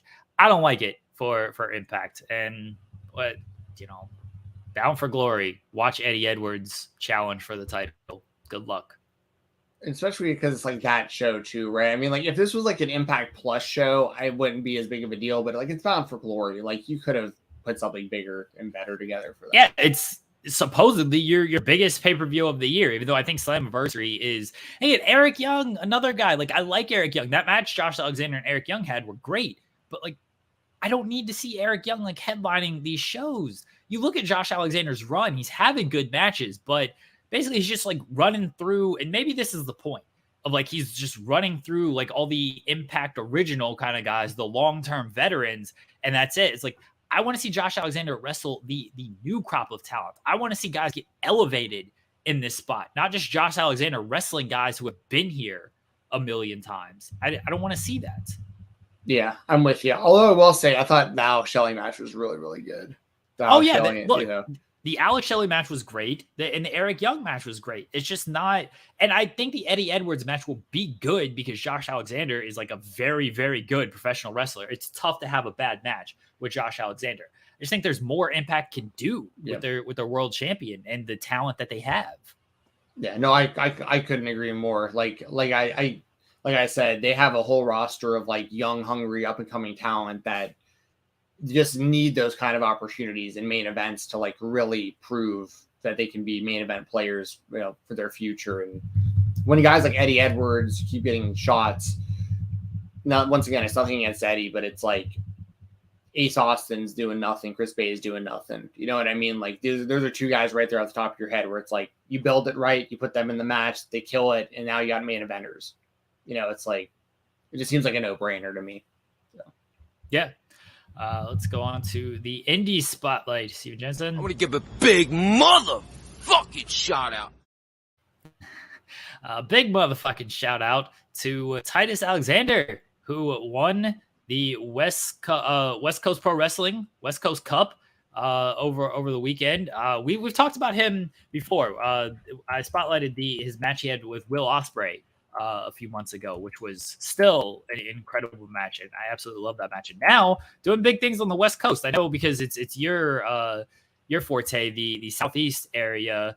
We stick to a lot of that, but West Coast, he's killing it out there. He beat Starboy Charlie, beat Masha Slamovich, Nick Wayne, and Chris Sabin in this West Coast Cup. And the Nick Wayne match, it's a nice, tidy, like 14-minute match, right in my wheelhouse. There's a great long list of like indie matches that this year and everything, but Nick Wayne continues to kill it, and Titus absolutely killed in this match. I love that match. Everyone go out of your way, watch that match between him and Nick Wayne. Starboy Charlie, another guy who he's coming off an injury. He's been back for a little while, but a guy who's got a lot of hype around him as young as he is, and another guy who is going to be killing it for years to come. But Titus is in that mix too, man. He's good. He's really good. And I was happy to see him like get this big spot and just have a bunch of great matches, beating Impact guys like Chris Sabin and Impact Girl and Masha, and then more just young talent in Nick Wayne and Starboy Charlie. Yeah, no, Titus Alexander is he's mega talented, super, super high ceiling, ton of potential. He mainly is known in like on the West Coast and like the San Francisco area and stuff. But when he starts branching out more, especially if he starts getting like some like big looks in like GCW and stuff like that, like he's one of those guys. I'd say it on the Weekender about him pretty often, where like we really need to enjoy him while we can, because once the word gets out about him, he'll get signed really, really fast. I think like he's going to be one of those guys that's just not going to be sticking around the indies for long, because like he could show up on Impact Wrestling right now with the right character and the right push and be like a main player right now, in my opinion, on a company like that. And in a company like NXT or AEW, he'd be a longer term play, but you could develop a guy like that into a future main event star. Like I've heard Righteous Reg actually compare him to like TNA AJ Styles, which is like one of the highest compliments you can give a wrestler, in my opinion. And I know he gets to see him a lot more because he's on the West Coast, Reg. So like, I try to keep up with like kind of his coverage of him whenever I can too. Yeah, he's great. I mean, and if I remember correct, because I watched the show, if I remember correctly, Titus won with his Sweet Time driver, which is basically a Michinoku driver. He beat Saban with it, he beat Masha with it, and he beat Wayne with it, all kind of different setups. And then I think he beat Starboy Charlie with a second rope one to win the tournament, which was really nice. Yeah, I mean, he's a guy who, if you don't already know and you haven't become familiar with, Titus Alexander is a guy who he's on the cusp of like really, really, really breaking out. He on the West Coast, he's already like West Coast Pro. He's like one of the first people I think of when I think of that brand already. But once he starts branching out more and more across the country, around the world, and in some bigger name companies, he's gonna get swooped up. I have no doubt about it. He's a future world champion at some point in one of these big companies. I mean, the talent's there. He's got the look. If he just stays healthy and uninjured, the sky's the limit for that guy. See, this is, we mentioned Impact and they're using Eddie Edwards. There's a lot of good talent on like the indie scene that Impact should try to scoop up and actually make a focal point of their television show rather than using the same people they've been using. Titus Alexander, a very good example of that, I think, to where he could just come in there and he could be presented as a top guy immediately and just have great matches and like be a focal point on their show. And they're just going to give more time to Brian Myers or something. No offense. Impact apparently wasn't interested in Josh Bishop. Crazy. Like he can main event immediately with his just on look alone before the fan base even knows who he is. You just see that guy and you're like, I gotta be the champion. Like Sid Vicious, what? But that's just another example of like you just said, keep sticking with Sami Callihan, keep sticking with Eddie Edwards, and so on and so forth. And these guys like Titus Alexander and Joshua Bishop and stuff might just slip right through the cracks. Like you probably got a really good shot of these kind of guys right now before other companies are interested. And look, Trips has got the pencil, he's got the pen as well. He's gonna be scooping up these indie guys pretty soon. So if you're another company, you should probably do what you can to get these guys on board before Trips brings them to Orlando to have them do forward rolls all the time. All right. Your indie spotlight, Stephen Jensen. You were at GCW over the weekend, having a blast in Georgia. How was it? How was the little GCW show? It was awesome, man. What a great show. Great venue, center stage. Got to meet up with our friend Cassidy Haynes from bodyslam.net. Your friend. Well, I know y'all. I know we're all friends here. Cassidy, great dude. Got to meet him, like, cause I never met him in person before. Got to sit next to him during the show and stuff. Shout out to GCW for they got me like one of those like VIP wristbands and stuff like that, so I can kind of like roam around, and it was great. It was all the people in the company like super hospitable. It's a really positive vibe too from like all the wrestlers and stuff. Like you kind of walk around and you just start dabbing people up. You see Cole there, and it's like, give Cole a big hug, because it's like, man, with all these interviews we've been doing, it's great to see him in person, and like, start talking to Joe Lando and stuff, because you stand there next to Cole, and then start talking to Marshall Slamovich and Nick Gage, and like you just there's people just there, like JD Drake was just there as a fan, just like ran into him. B-Boy, I was buying a beer right next to B-Boy during the show, and like AC Mack was there. It was funny because AC Mack, IWTV champion AC Mack, friend of the Spotlight, of course. He his boyfriend Rico Gonzalez is like really on the come up right now himself in the indie scene, And AC was talking about, like, I saw him at the bar and I was like, man, Rico's killing it. And he was like, dude, I know. He's like, I'm so nervous. Like he's in the 6th match tonight. He's in the scramble. And he was buying like a double whiskey and Coke or something because like to calm his nerves. Cause like, he's like, he wanted Rico to do so good, you know? So and AC said he wants to come back on here sometime soon too. So like, it was cool as hell, man. I got to meet White Mike, got to meet Rob Killjoy. Also want to give a shout out to Lance Lude. He wasn't at the show, but Lance Lude is the tag team partner of Rob Killjoy and the Ugly Ducklings. And Lance Lude actually just beat cancer. He just came back from cancer and he's wrestling again, which is like, it makes me want to tear up just like saying it. You know, like that's incredible that dude has fought through cancer and he's back doing his thing in the ring. So like, so yeah, man, GCW was a blast. The show was awesome. A lot of great matches. Like Joe Lando and Nick Wayne, I thought was great. I mean, just you want to talk about just bright future for wrestling. Both those guys right there, and Billy Starks and B-Boy killed it. And I mean, I got to see the SGC. I was right there. If y'all watch the replay of there was a big suplex in the main event, like off like a scaffold type thing, in the crowd. And it was who did it? I think it was Dark Sheik gave the move to it was one of the, I think it wasn't Ciclope, I think it was Miedo Extremo. But I was right there. Like if y'all watch the replay, I'm standing over the spot as it's happening, and they like do this suplex like off of like in the crowd, like through this door. It was nasty, and Cassidy got a pretty good video of it. But anyway, it was great. Got to see John Mosley, our boy, Jumpin' Johnny Mosley, Mose. Nice. He did commentary for GCW this weekend in Charlotte and Atlanta. So shout out to Mose. That's incredible. Got to see Brett Eisen live for the first time in forever. He wrestled Cole Radrick, and Brett Eisen almost fought a fan. That would have been really entertaining. Yeah, Cole mentioned that in the interview. He did with him. Yeah, and I didn't realize Cole said it when I was interviewing him that the guy was wearing a Cole Radrick t-shirt. Yeah. So I was like, oh, that makes a little more sense now. But so like I've known Brett for years because he's the man out of like the Southeast, like especially in Nashville and like Chattanooga. And he but he's not really that well known in the GCW universe because he's only made like one GCW appearance, and it was in Nashville years ago. So this dude's like heckling him. It's like dead silent. This guy's like heckling him, saying like, we don't know you, and like, who is this guy, and blah blah blah.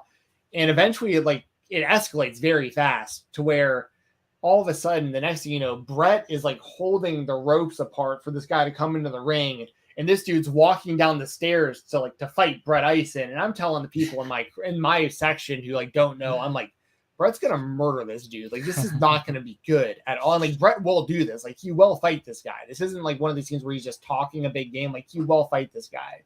And then before you knew it, Brett Lauderdale, made sure the fan didn't get any closer to the ring and like had him go back to his seat and stuff. But but yeah, it was what a great show. And I'm missing stuff too. I mean, Anthony Henry and Jordan Oliver was great, and Nick Gage came out and hyped the crowd up. And like I said, I got to meet him like in person during the show and stuff, and got to meet Masha Slamovich in person, which was awesome. I mean, it was a hell of an experience.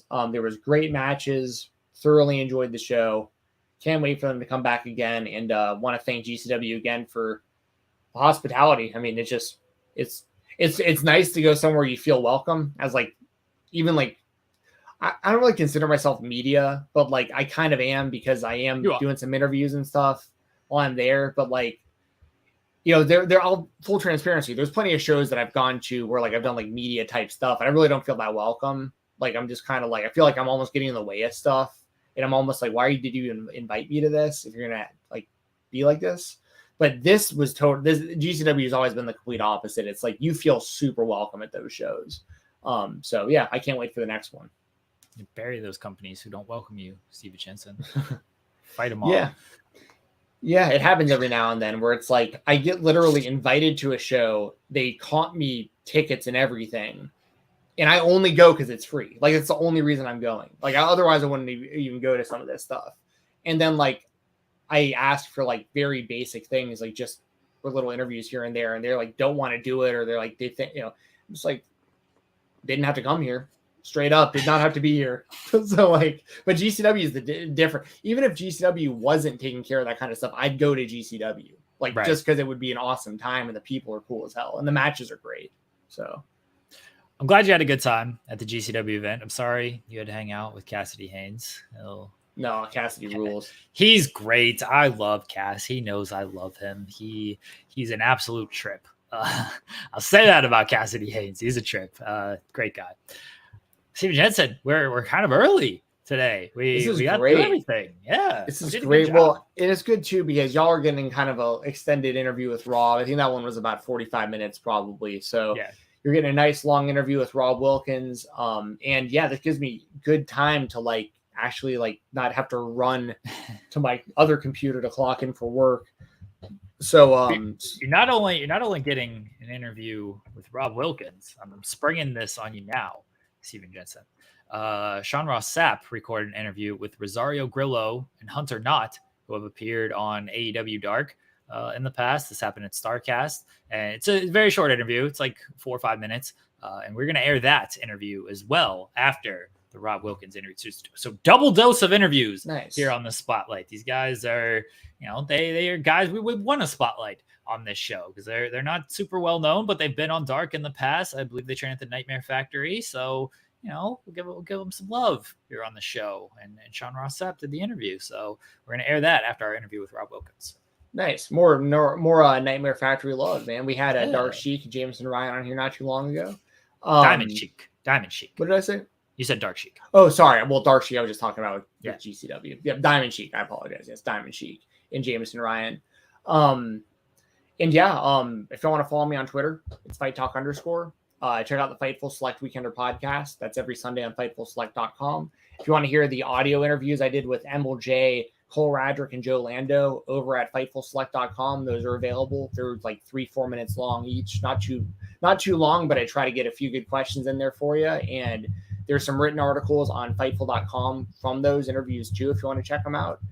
And yeah, everything else I got going on, I'll just make sure to keep updated on Twitter at FightTalk_. So please shoot me a follow, and I hope you enjoy the interview portion here. And I'm going to clock in for my shoot job.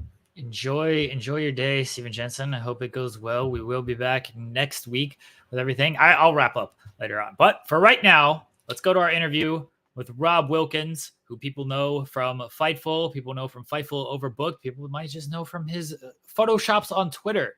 However you know Rob Wilkins, a great guy. He talks about his journey in the wrestling media, the journey to get to Fightful, what he's doing now over at Fightful and Fightful Overbooked, and his weight loss journey. People who've known Rob for a while, who have followed that. Very inspirational, Rob Wilkins. We're going to throw it to there. Hope everyone enjoys our chat with our pal, Rob Wilkins.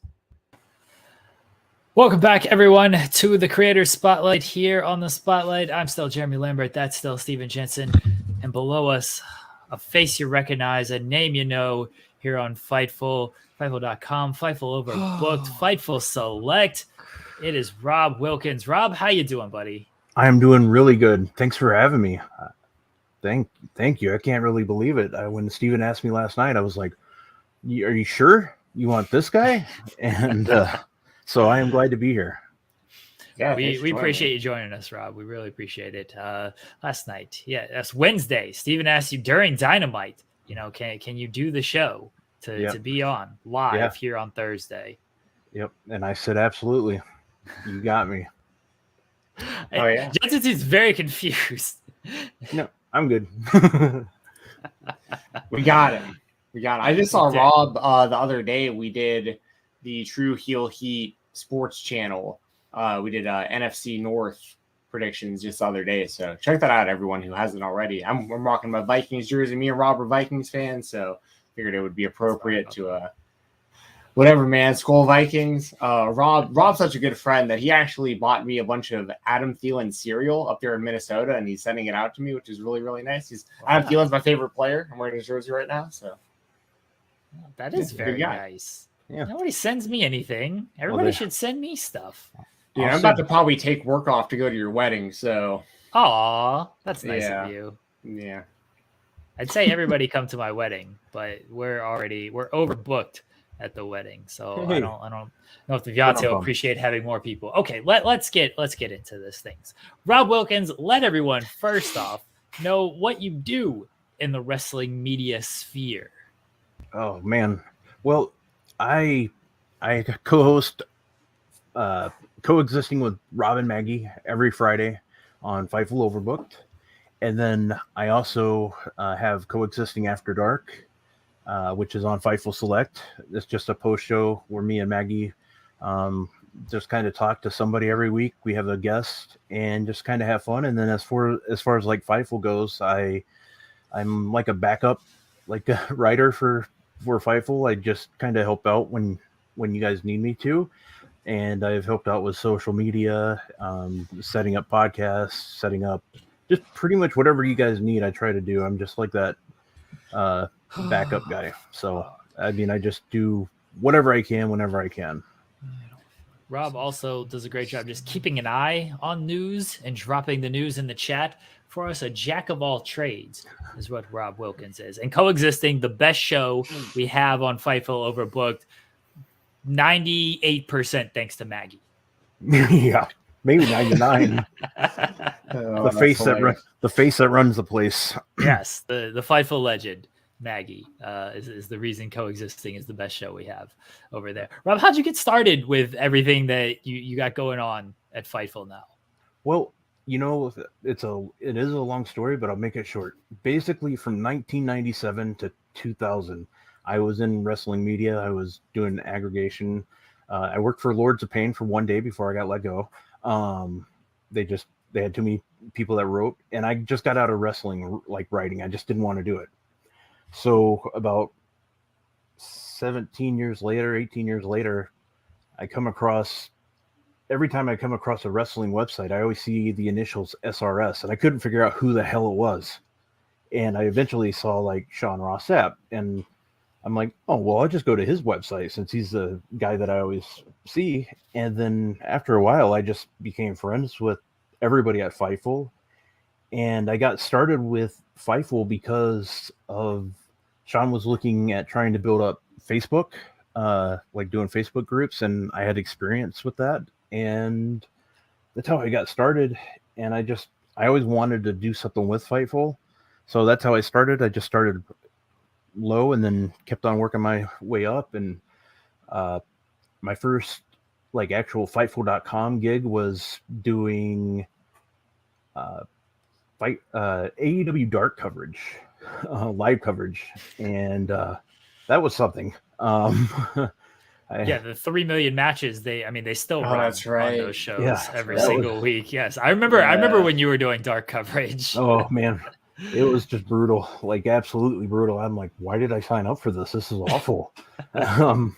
And then the next thing I know, I can't remember who was doing the Dynamite coverage at the time, but they pretty much left like right after I started. And Sean asked me if I had interest in doing Dynamite and NXT, and I jumped at it, and he trusted me, and he liked what I brought to Fightful, and he just let me do other things. I told him that I had news experience writing, I had editing experience and stuff like that. So he brought me on to help out when you guys need it, and I haven't looked back.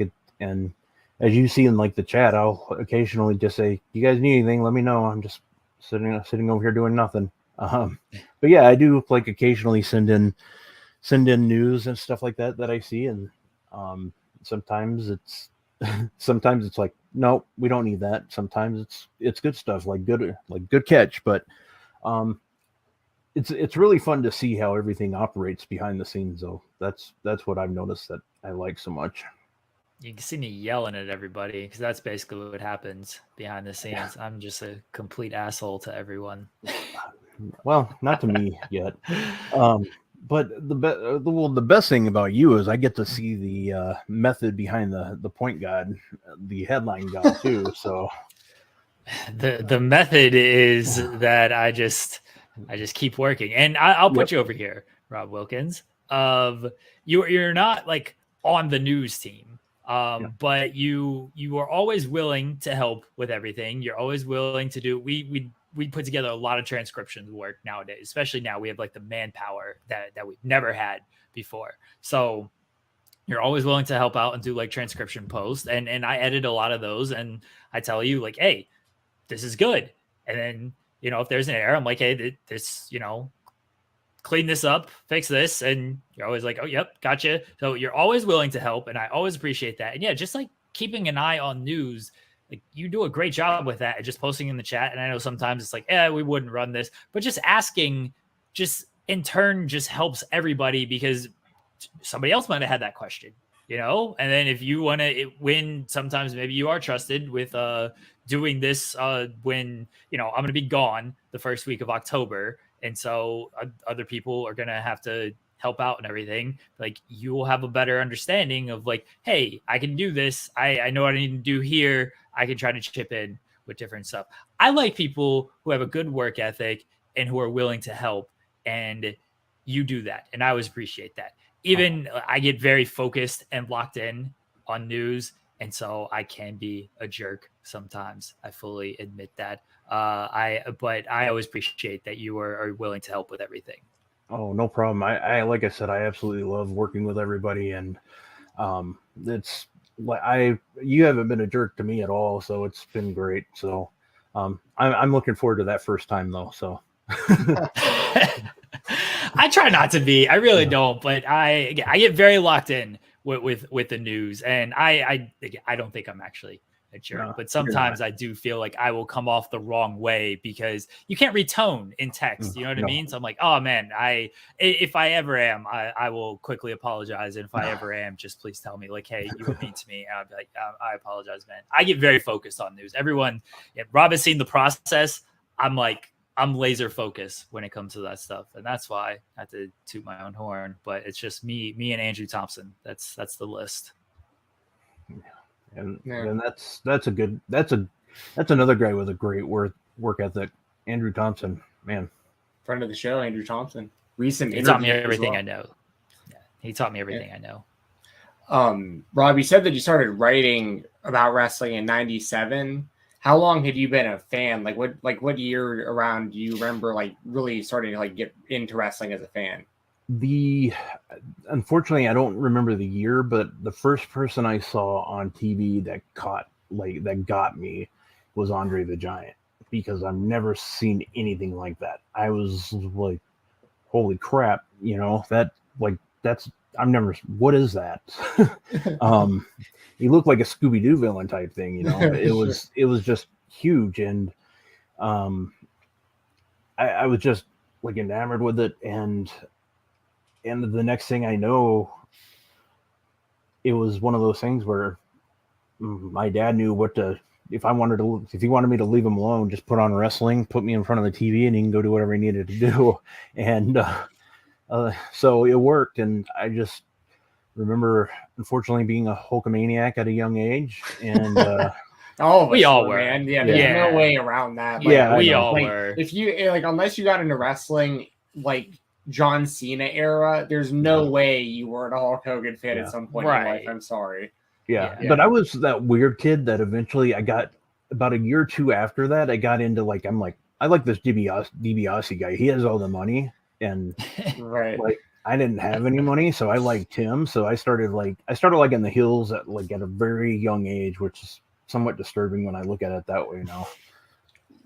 Yeah, no, I was the same way when I initially started liking it, the baby faces. Like Hulk Hogan was the first wrestler I think I knew about, but Randy Savage was definitely my first favorite wrestler. Like once I saw Savage, I was like, wait a second, he does the elbow off the top rope, and Hogan only does the leg drop from standing like that. Yeah. Like this guy's way better than Hulk. Like I even just the finisher alone, I just didn't understand.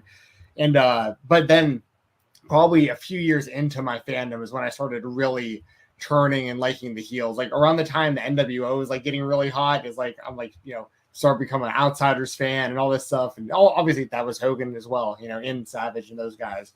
But Were you the same way, Jeremy? Like, did you like the heels growing up too, or? I was always Hogan fan. As I started to get a little bit older, because I kind of got into it like 94, 95.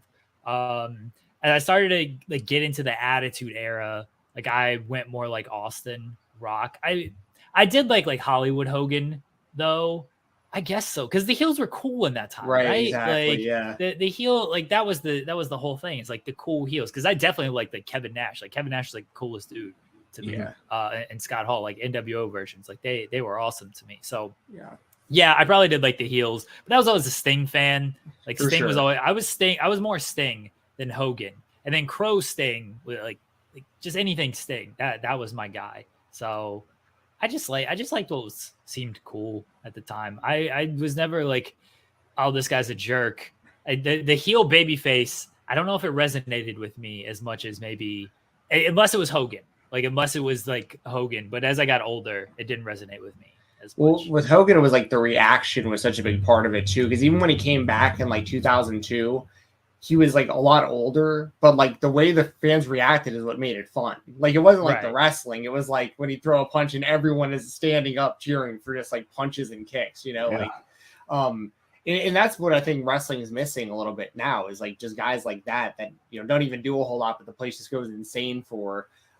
So Rob, so you got in like Andre the Giant fascinated you, and then you were a little Hulkamaniac like all of us were at one point in our lives, and then you kind of started, digging Ted DiBiase and the heels. So, then what's like the evolution from there? Like, who would you consider kind of if you had to make like kind of a list of like your favorite wrestlers, who would be on that list? My favorite of all time is Bret Hart. Right. And like it got to the point where my mom we were living in Tallahassee, Florida. My mom was going to Florida State, and I actually told her, I'm like, start looking at schools in Canada. Like, Nice. She was like, what? And I'm like, they have colleges in Canada. I'm like, you should consider it. She's like, why Canada? And I'm like, it's a better country. She's like, I don't get what? And I'm like, Bret Hart is right. And I just walk away. And my younger brother's like, he's dumb, But yeah, I mean, it was like that. Bret Hart, Mr. Perfect were two of the guys that I absolutely loved. And Mr. Perfect, he was somebody that I just thought was like just so good. Like I just liked him, and I think a lot of it was just due to his like the vignettes he would do. He was just like somebody I just really liked, and I always really enjoyed the Intercontinental title. As I got older, it was something that I just really liked. I always thought some of the better storylines and the better up and coming wrestlers were going after that. And a lot of my favorite wrestlers like Razor Ramon and Shawn Michaels would have their ladder matches. I was just always more enamored with that title until like Bret started going for the world title, and then it just kind of all went that way. But Bret's my all-time favorite. And then I took a little bit of a break in about 2001 to about 2003 because I was just kind of like, all right, well, Bret Hart's done. I don't like there's nobody really other than like I like The Rock, but he's not doing much, and Stone Cold is not doing much, so I'm like just kind of done with it. And that's also all the companies consolidating into the WWE at the same time too. Yep. So I was just done with it, and I came back to it one night. I was bored, and I don't even remember what got me, but I always paid attention though. Like even if I wasn't watching, like I always still paid attention to see what was going on. And I know I never missed a WrestleMania. Like, so even if I wasn't watching, I watched WrestleMania. But yeah, like Bret Hart was my guy. I even saved money to do buy the compilation tapes like off the internet that people would make. And then I got into tape trading. So that was my guy though. Bret Hart still is. That's awesome. Our friend Doug, who we're going to be doing our the Fightful Football Weekly show with, he's meeting Bret Hart this weekend, which is pretty cool. I actually bought a WCW ring fighters Bret Hart mint on card and had it sent to Doug so he can get it signed for me. So I'm really looking forward to that. Nice. Yeah, but I'm getting one from him, and I also got a WCW Smash and Slam from Goldberg. Did the same thing. He's getting Goldberg for me too. So, I'm excited, man. So he's gonna get a Bret Hart autograph and a Goldberg autograph. Is he gonna ask hey, do you know I'm going to see Goldberg right after this? Do you have any words for him? It's two different days. It's like a full weekend show, so it's like a Saturday and a Sunday. But I didn't consider strongly, but I did consider two things y'all are both might think is pretty funny. One, there is a WWE Mattel 2-pack, US title 2-pack of Goldberg and Bret Hart that's out.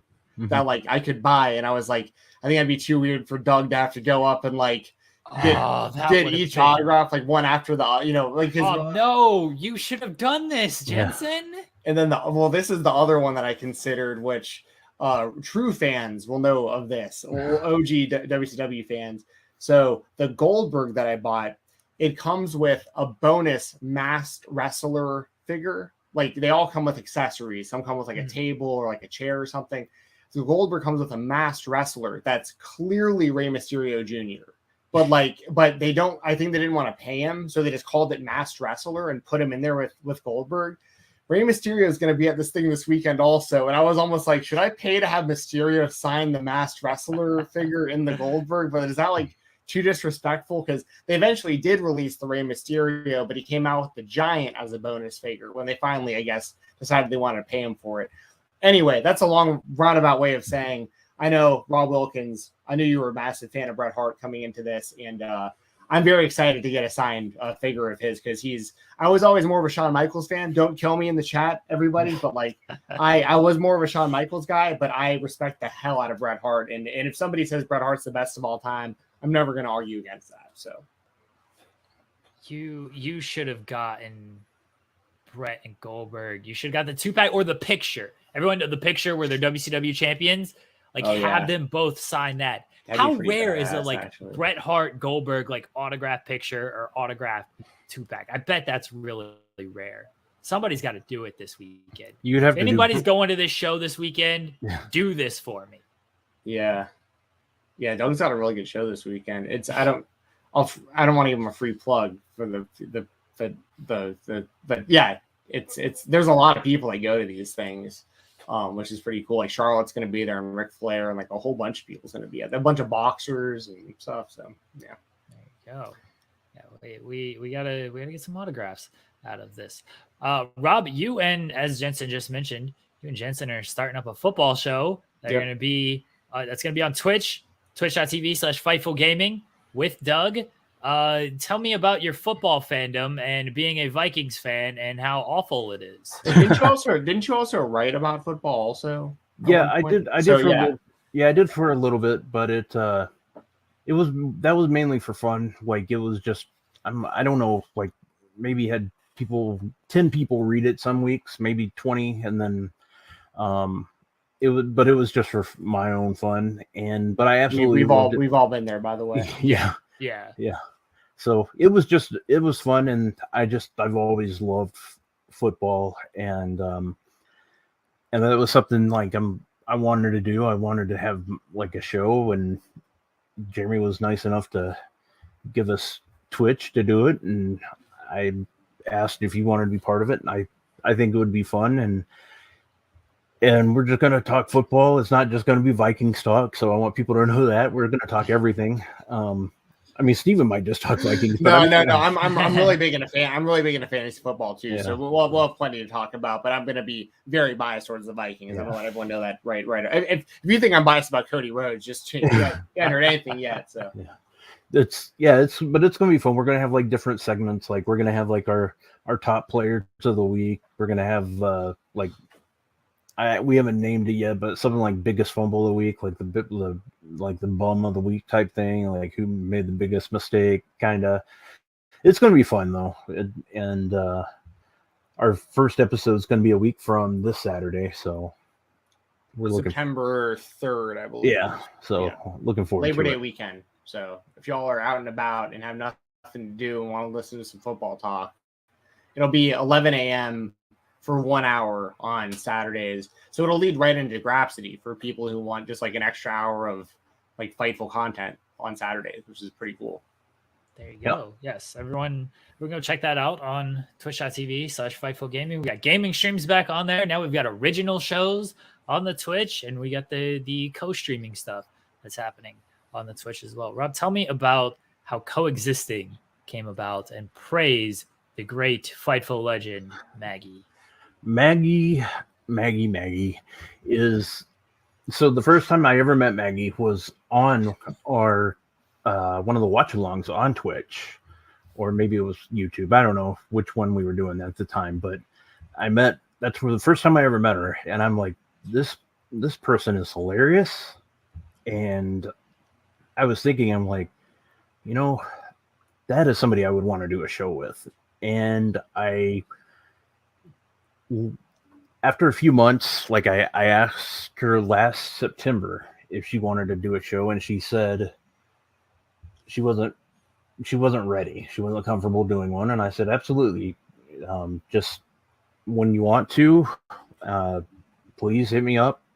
Let's do this. And I would check in on her. Like I said, I'm going to check in on you once a month, see if you want to do this. If you don't, no biggie, but you're the person I want to do the show with. So I'm just going to wait until you officially say no.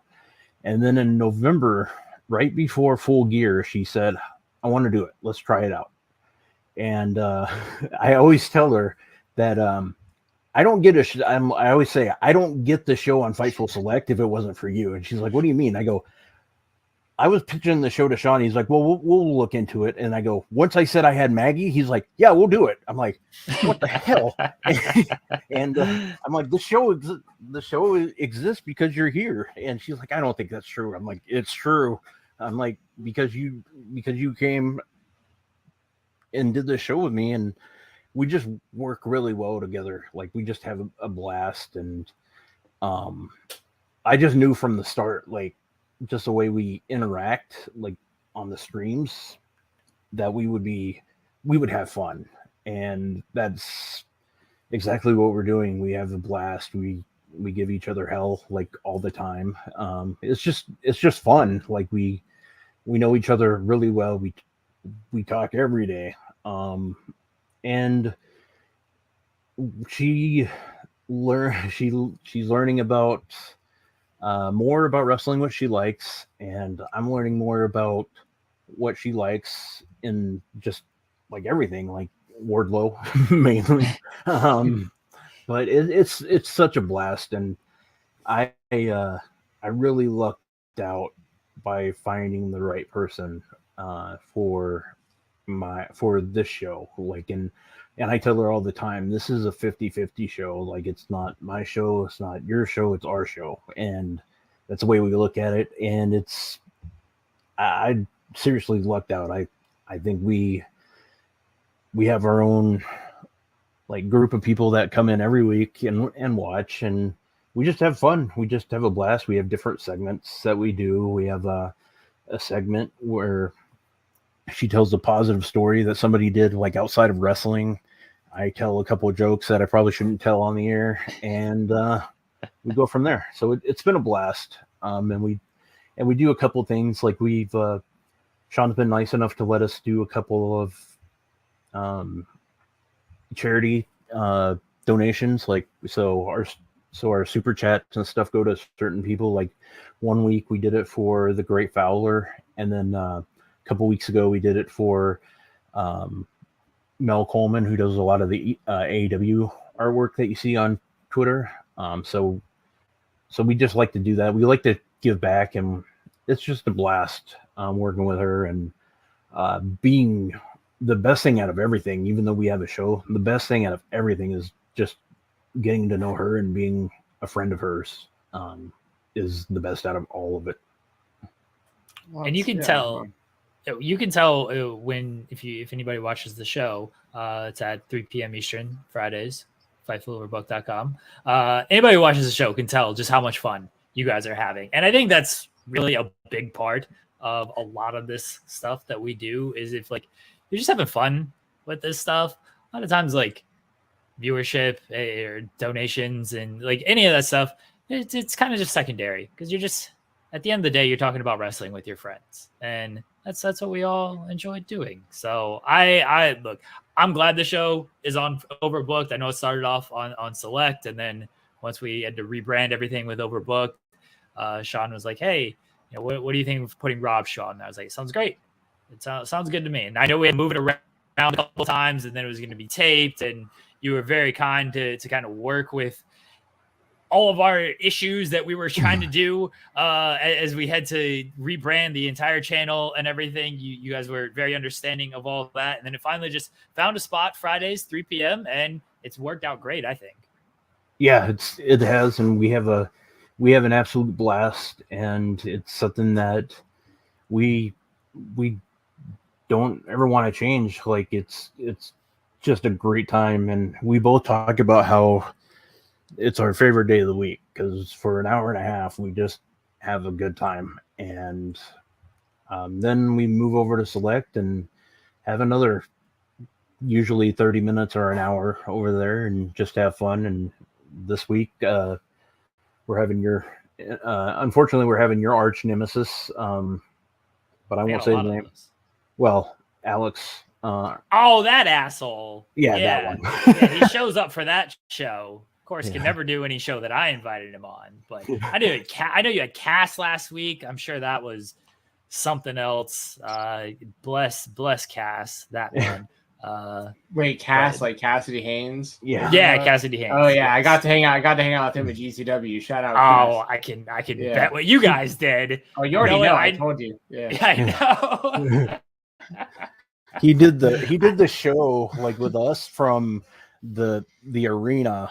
Like, so we technically, like, he would show, like, when Effie walked by, he just turned the camera and Effie just keeps walking. He's like, "Oh, he didn't hear me." And I'm like, Jesus. And so it's just weird for him to do the show, but he's awesome. Cass is a trip, an absolute trip. Cassidy Haynes. He will just message me and just, you know what state he's in. And he's like, "Oh yeah, I forgot about that. Oh yeah, that's right." He's like, "Dude, this is how I'm feeling right now." I was like, "I know, Cass. You don't have to tell me. Like, I just assume." Yeah, he's the man, legend. Rob, got another question for you before we get out of here. A lot of very wholesome answers here, a lot of wholesome entertainment today on the creator spotlight. It's very nice. I mean, I'm a fan of Maggie and you two together. I think it's great what y'all are doing. Something else that I think is very wholesome that I wanted to bring up today. You've lost a lot of weight, man. Congratulations. Oh, thank you. Thank you. It has been a lot of work. It's been, thank you so much. It's been a lot of work. I've just recently, I just kind of like I figured like, I just want to lose some of this. I was not sleeping well a lot. I wasn't feeling well a lot. And just one day I said to my friend who used to be a personal trainer, I'm like, "Hey, if I even said, if I pay for your membership, will you just help me out to tell me what to get started?" He's like, "Well, you don't have to pay for it because I still have one." And he's like, "I'll go work out with you." And he works out with me. So I pretty much got a free personal trainer. And I've been going to the gym Monday through Friday for an hour and a half to 2 hours, just kicking my butt. And I'm about, well, I'll say it now. I've been trying to keep it quiet, but I'm about 2 pounds away from my first goal. And last year at this time, I weighed 402 pounds, and right now I'm at 302. My goal is to be under 300. So congratulations. That's incredible. That's legitimately admirable, man. It really is. Thank you. Yeah, and it's shocking to see because I went and the other day I found one of our episodes that Maggie and I did on Select that we thought was lost, that I thought I lost it forever, and I found it, in my hard drive, and I looked at it and I'm like, holy crap. Like I was like, who's that guy? And it just made me feel like really, really good. And it's been a lot of work, and I I complain like when I'm working out, but it's more like a complaint to myself, like, look what you did, but you're getting there. And I do it because I got a lot that I want to accomplish still. And when you weigh over 400 pounds and you're 40 years old, you don't have much time on your I guess, clock. So by knocking it down 100 pounds, that adds a lot more time. So my goal is to keep going. I don't know where it'll end up, but I know I'm just going to do everything I can to stay healthy. And I used to be a guy that, I'll be flat out honest with everybody. I could spend anywhere from $12 to $18 at McDonald's and just on myself back in the day. Now I don't even eat at McDonald's, and I eat salads and like I add chicken and stuff like that, but I just make my own food, and it saves me money, and I'm happier too. So that's the biggest thing, is it's helped my depression a lot too. So there's been a lot of good things about it. That's great. You look healthy, man. You sound a lot more confident, like, than you ever have, in my opinion, too, man. I think it's it's really. I mean, it's something where, like, I've been lazy myself lately, and like I see your progress, and I'm like, man, I see how much you've done, and I'm like, it motivates me to like really start myself too, man. I started doing like push-ups again the other day, and just like little things, just stuff to just try to get moving, and like. Because I know I saw you when you were here in Atlanta not too long ago. You look like a totally different person, man. Like, congratulations. Thank you. Yeah, it was like that. I saw the picture of us that not too long ago, a couple of weeks ago, and I was wearing like my Green Lantern shirt, and I just looked like, I'm like, good God. I was like, I just looked uncomfortable. And now that shirt is like almost down to my, like halfway almost to my knees, and it's just like, wow. So it's I'm lucky that I've had somebody help me, but whenever I say that, like I tell him thank you and stuff, he's like, I'm the one doing the work. And he's what means a lot to me is that he tells me he's surprised by it. Like, he really thought that I would miss a day like here and there, but I haven't missed anything, and he's missed more time than I have. So even when I don't know what I'm doing, sometimes like I'll just figure out something to do, and it's been great. And I don't plan on stopping. I'm going to be moving to Georgia here for about a month to 2 months, I'm thinking, and I already got set up with a gym down there. So I'm going to keep maintaining and stuff like that. So I won't have my friend helping me, but I know what to do now. So yeah, and I know you'll be in Savannah, right? So yeah, we'll be a little ways away in Georgia, but like whenever you're up this way, man, my brother's got you like training sessions, like boxing, hitting mitts and stuff, man. Like anything you need while you're up here to cool. Keep it going, man, for sure. Well, I appreciate that, but no, thank you very much for bringing that up. I appreciate it. It's great to hear this, because it was something that I definitely wanted to touch on, because I've known you for, I don't know, a year and a half now, maybe longer. Longer. Yeah, I'm terrible with time. Okay, like 2022 doesn't exist to me at all. I'm the same way. It's like 2020 to now is all 1 year. I was just saying. Yeah, exactly. So we've known each other for a while, and like I've heard a lot of the stories. I've seen it, and that's the biggest thing, is like I've seen the transformation, not only physically, but just like in the way we talk and in the shows that you do and everything. Because we would do the shows earlier, and you were a little shy, timid, like you would jump in and everything. And now, like you're much more confident. I can see the confidence in you, and like I know that doing the show with Maggie, like you just get the reps in, and so you just continue to get more comfortable and stuff. But I also know that this whole weight loss journey is a huge part of it, because as you were just saying, like you haven't missed a day, and you've kept with it. You stuck with it. You've changed a lot of habits, going from McDonald's to salads and making your own food. And all of this takes like huge commitment and huge discipline. And like, if you can like do that, because there's always excuses out there, right? Like, oh, I'm just not feeling great today, so I'm not going to go. oh, something went wrong here, so I'm just not going to go to this thing. Like, there's always an excuse to be made. Like, I've made them plenty of times to, like, okay, I'm not going to run today because this happened. Like, so the fact that you haven't made an excuse to do this and you've stuck with it and you've shown the commitment, the discipline, the work ethic to do it, like, that's a huge thing.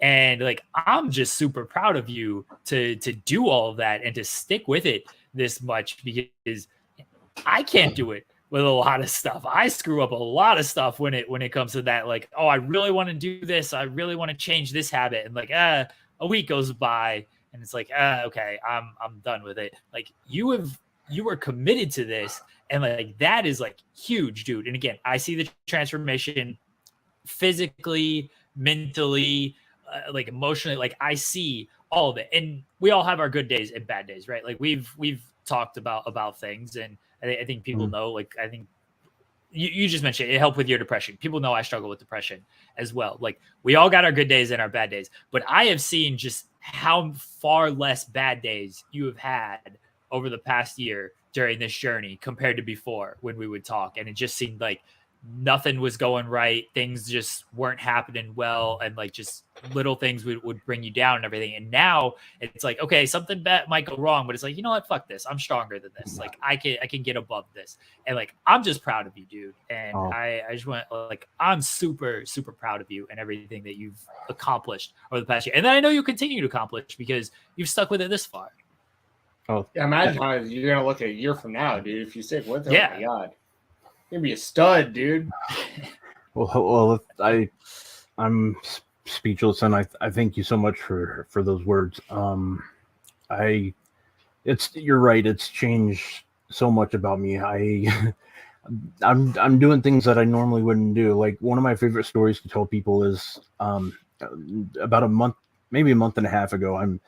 I'm doing like some curls, like with my arm, and this just woman walks by, just absolutely gorgeous, and I'm like 8, and she's walking by. I'm like 112, 113, and she just looks at me and smiles, and I'm like, I'm like busted, right? And she just laughs, and like, now every time she walks by, I do the same thing, and she's like engaged and married and stuff, but I'm like, but I know I wouldn't have done that before, and now it's just like me having fun. Like, I wouldn't do anything like that, but it's just, I wouldn't have done that. I wouldn't have said anything to her. That's like the old Rob Wilkins wouldn't have done anything. And like, I've noticed little things like that. And I think what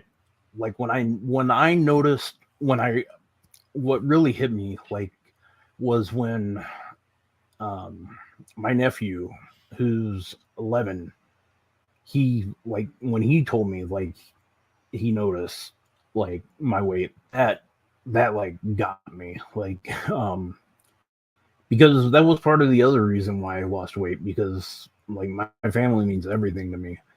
And like, when my nephew and my nieces saw that and see that I'm working hard, when he told me he was proud of me, that got me. And I don't plan on stopping at all, because I got a lot to do still. But yeah, so I got to stop before I lose it. But thank you. Yeah. Rob, last one. What's the coolest thing in your room? Oh man, a lot of people always mention this Casino Royale poster, but I can go grab it if you want. Okay. Yeah, for sure. Yeah. 1 second. The Casino Royale poster is visible. That's what I'm about to say. Yeah, I mean, it's right there in the frame. So okay. I'll be right back. It's the Casino Royale poster, or the door. The door is very cool. That's wide open. Pretty cool door. Pretty cool door. Yeah. That was fast. Look how quick Rob has gotten, guys. Look how fast that was. All right. What you got here for us? Oh, I thought he had his headphones in. The big reveal here from Rob Wilkins here on the spotlight as he's about to show us. Can't hear you. I know. I'm setting it up for the people at home, Jensen. This is for so there's not dead air. And we're back. Yeah. Rob, All right, what do we got here, Rob Wilkins? 16 by 20 autograph of Henrik Lundqvist. Oh shit! Signed to me that I got. I'm a huge. We both know I'm a hockey fan. Like, Yeah, I cheer for a god awful hockey team, but yeah, you that's are a hockey true. fan. But Henrik Lundqvist was like my favorite goalie. Like, he's just awesome. Like, he was just badass, and I had the chance to get that, and somebody was nice enough to get it personalized to me, and so that's my favorite thing, like, for sure. I'm a huge fan of his. That rules. I didn't know you were such a King Hendrik fan. Absolutely love the guy. Oh, he is great. He's one of my favorite. I mean, he's retired now, but like watching him play, he's one of my favorite like non-Avs players that I've ever seen play. Yeah, Lundqvist was the man. That rules. Your hockey team's still trash, but that's a great photo. Yeah, I will agree with that. Like, oh man, like, and it was so hard to like admit that I was happy for you this year. Well, you can be happy for me. I mean, I know our teams have a little bit of a rivalry, well, but you can everybody. It was hard happy for me. Well, I don't. I mean, there was the fact that they won, and that meant, oh Jesus, that's awful. I mean, that's the only good thing out of this is that you got to be happy. That's the only thing that's positive about them winning a cup is that you got to be happy. After your wedding, I hope everything at home's perfect for here on out. But other than that, I hope you're miserable with sports. Like now, after that. That's fair. Wow. That's not nice. It's almost the 2-month anniversary of when actually, you know what? I was looking at today's date of when we're recording this, but when this airs, we'll be a day shy of the 2-month anniversary. June 26th is when they won the cup. So we're almost there. The happiest day of my life until another month and a half. But for right now, June 26th, 2022 is the happiest day of my life. Rob Wilkins, I appreciate you joining us. Thank you. Thank you, buddy. Let everyone know where they can find you at. You can find me on Twitter at Rob Wilkins. Otherwise, I now have an Instagram at Fightful Rob. And then on Fridays, catch me on Coexisting at 3 p.m. on FightfulOverbook.com with Maggie. Coexisting with Rob and Maggie. And then we move over to Fightful Select at 4:35 and just have a good old time there. So check us out. It's a blast. We have fun. And then probably about twice a week, you can see me on Tuesdays and Wednesdays paying tribute to Bobby Fish in tweets. So, and the new football show, Rob. Yeah, thank you. I already forgot about that. Our new football show starts a week from this Saturday on Twitch. It's going to be Fightful Football Weekly. I was able to obtain the name. But it's going to be a blast. We'll go for 1 hour talking football. I think if you love football, you'll love this show because we got 3 guys who love football. So, and we'll probably have guests here and there, and we'll definitely have guests. We already got people that are everybody. They will have every guest except for Cole Radrick, who's not invited onto the show. I told He's Cole never going to appear on that show. I told Cole in person this past Saturday that I would definitely have him on. So we'll definitely have Cole on the show. Cole Radrick will not be on Fightful Football Weekly. Do not expect to see Cole Radrick on the show. No. Cole's Spotlight Hall of Fame inductee nomination. So he is. There you go. Rob Wilkins, we appreciate it. Again, check out Rob and Maggie Coexisting with Rob and Maggie Fridays, 3 p.m. Eastern, Fightful Overbooked. Fightful. Why do I keep saying Fightful? Fightful Overbooked. Well, no, I got Fightful Overbooked. I was trying to say Fightful Football Weekly. Football Weekly. Yeah, apparently I can't say. Twitch.tv /Fightful Gaming. That's starting next Saturday at 11 a.m. Eastern with Jensen, Rob, and Doug. I'm sure I'll pop on every now and again. I have access to ruin all of these shows if I would like. Yes. So I will try to pop on every now and again on that. Rob Wilkins, thank you. Follow Rob, support all the great work he's doing. We'll be right back here on the Spotlight, everybody. We're back. Big thanks to Rob Wilkins for joining us. You can go check him out and follow my Twitter on at Rob Wilkins. Go to Fightful Overbooked. Fridays, 3 p.m. Eastern, Coexisting with Rob and Maggie, the Fightful legend Maggie. New football show on Twitch, twitch.tv/Fightful Gaming with Jensen and Doug doing football talk every single week, 11 a.m. Eastern. Guys, it's a double dose of spotlight interviews this week. During StarCast weekend, Ross Sapp spoke to Hunter Knott and Rosario Grillo, who have appeared on AEW Dark on the past. And we are going to run that interview right here. So we're going to throw it to our pal. I think he's our pal, Ross Sapp. What's up, you guys? Ross Sapp, Fightful. We got Rosario. We got Hunter. This has been a long time coming. We're gonna do a longer form one in the future. There's no way I was gonna like walk up here and not talk to you guys. And I've only got one mic with me, so I'm gonna be like this. What's an honor? That's perfect. We share a mic all the time. We spitball off each other, bouncing back. We know what we're thinking. Ready? 1, 2, 3. Pizza. That was a little delayed. It was a little late. But I knew he was going. Yeah, I knew he was going. Do you all do like the Daniel Bryan EC3 thing where you discuss the answers beforehand? No, we just have this connection. It's crazy. We've done this one time on an interview, and we were like, we got to make this count. And we did it, 1, 2, 3. And I don't remember what we said, but we did it. We had to like stop the interview because we were marking out that we hit it. So shocked.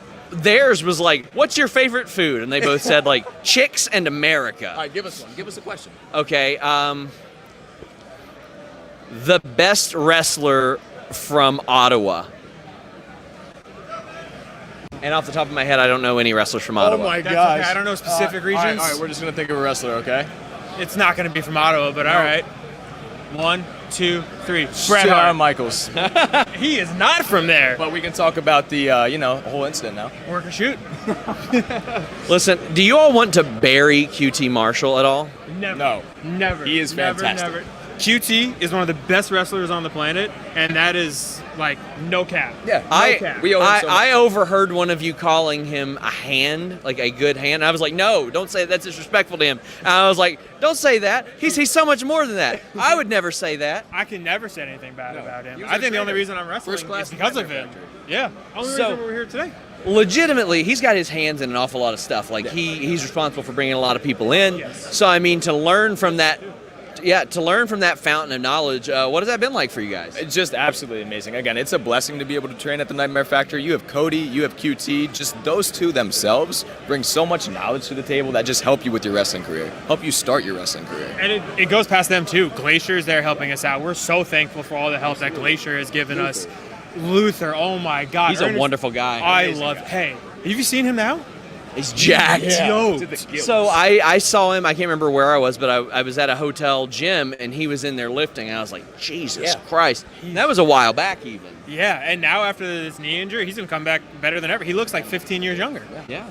So obviously Nightmare Factory has been just incredible for the careers of so many people. A lot of people are getting looks. How does it feel to be a part of that family that is so highly regarded now? It's an honor. Because it extends past being in the ring. It extends to something like here today, being here for the Dusty Foundation, an amazing foundation that helps underprivileged youth get into recreational sports. Yes. We have a whole bunch of stuff going on, fundraisers today. So to be able to be a part of this, and the first time here at StarCast is because we're part of that family. And like it's surreal almost. It's the biggest thing, like you said, Sean, family. It just feels like a family. Like getting trained there, all the coaching, all the people that we were able to train with. It's just one big family, and it's just great, man. It's great. Can't wait to talk to you guys in a more long, lengthy format. But I want to thank you guys so much for taking the time. Thank you. We tried to make this work. For those of you that don't know, we tried to make this work like, 432 times. And the schedules didn't match up. But eventually, we're going to get a long-term one as well. Guys, thank you all so much. Thank you. So I'm going to... Oh, we'll do that one. There we go. That's the thumbnail right there. Right there. Until next time, guys, we're out. There you go. Thank you to Hunter, Rosario, and Ross Sapp. That was at StarCast. They gave a shout out to my guy Luther. Hope Luther's doing well. Big shout out to Luther. That'll do it. That'll do it for the spotlight today, everybody. Thank you guys for tuning in. Busy day for myself. Running on 4 hours of sleep and a bunch of coffee. 3 p.m. Eastern, right here on this channel, youtube.com/Fightful. It is day after Dynamite with Will Washington and myself. I'm joining the show. I don't have to make a run in. I think I'm actually booked for this show. So 3 p.m. Eastern. I'll be reviewing Dynamite, which I was at live, talking more in depth about everything, all the segments that happened last night. I'm sure we'll get into some news. I'm sure we'll get into some ratings. Check it out, youtube.com/Fightful, Day After Dynamite with Will Washington. That is every Thursday at 3 p.m. Eastern. Go to FightfulOverbooked.com, subscribe, leave us thumbs up, support everything we're doing over at Fightful Overbooked. We got a lot of great content creators over there, including this week our New Japan podcast, New Japan Bread Club, with Matt from Shining Wizards and Kieran from WrestleIn. They spoke with Kevin Kelly, New Japan announcer Kevin Kelly, about the G1 tournament and all the upcoming stuff in New Japan, including the big Stardom show that's coming up later this year. So go check that out. Go support those guys. Support everything we're doing over at Fightful Overbooked. We appreciate that. Twitch.tv/Fightful Gaming. I'm back on there gaming. Played some WWF SmackDown, the original game on PlayStation. Played that earlier this week. Gonna try to game at least once a week. Hoping to up that a little bit. So a lot of content all across the 300 different platforms we have over on Fightful. Go to Fightful Select. A lot of fallout from AEW Dynamite. I know I see Sean's on Twitter. He's out here teasing stuff with the Thunder Rosa, with Eddie Kingston and Sammy Guevara. A lot of stuff happening backstage at AEW, and Sean is on top of all of that. So go to Fightful Select and subscribe to that. And go to Fightful.com, support all the work we're doing on the news side of things with our original transcriptions and our news finding and news gathering. Great stuff that we're doing on Fightful.com. Guys, I'm out. We'll be back next week with a new episode of The Spotlight. Myself and Stephen Jensen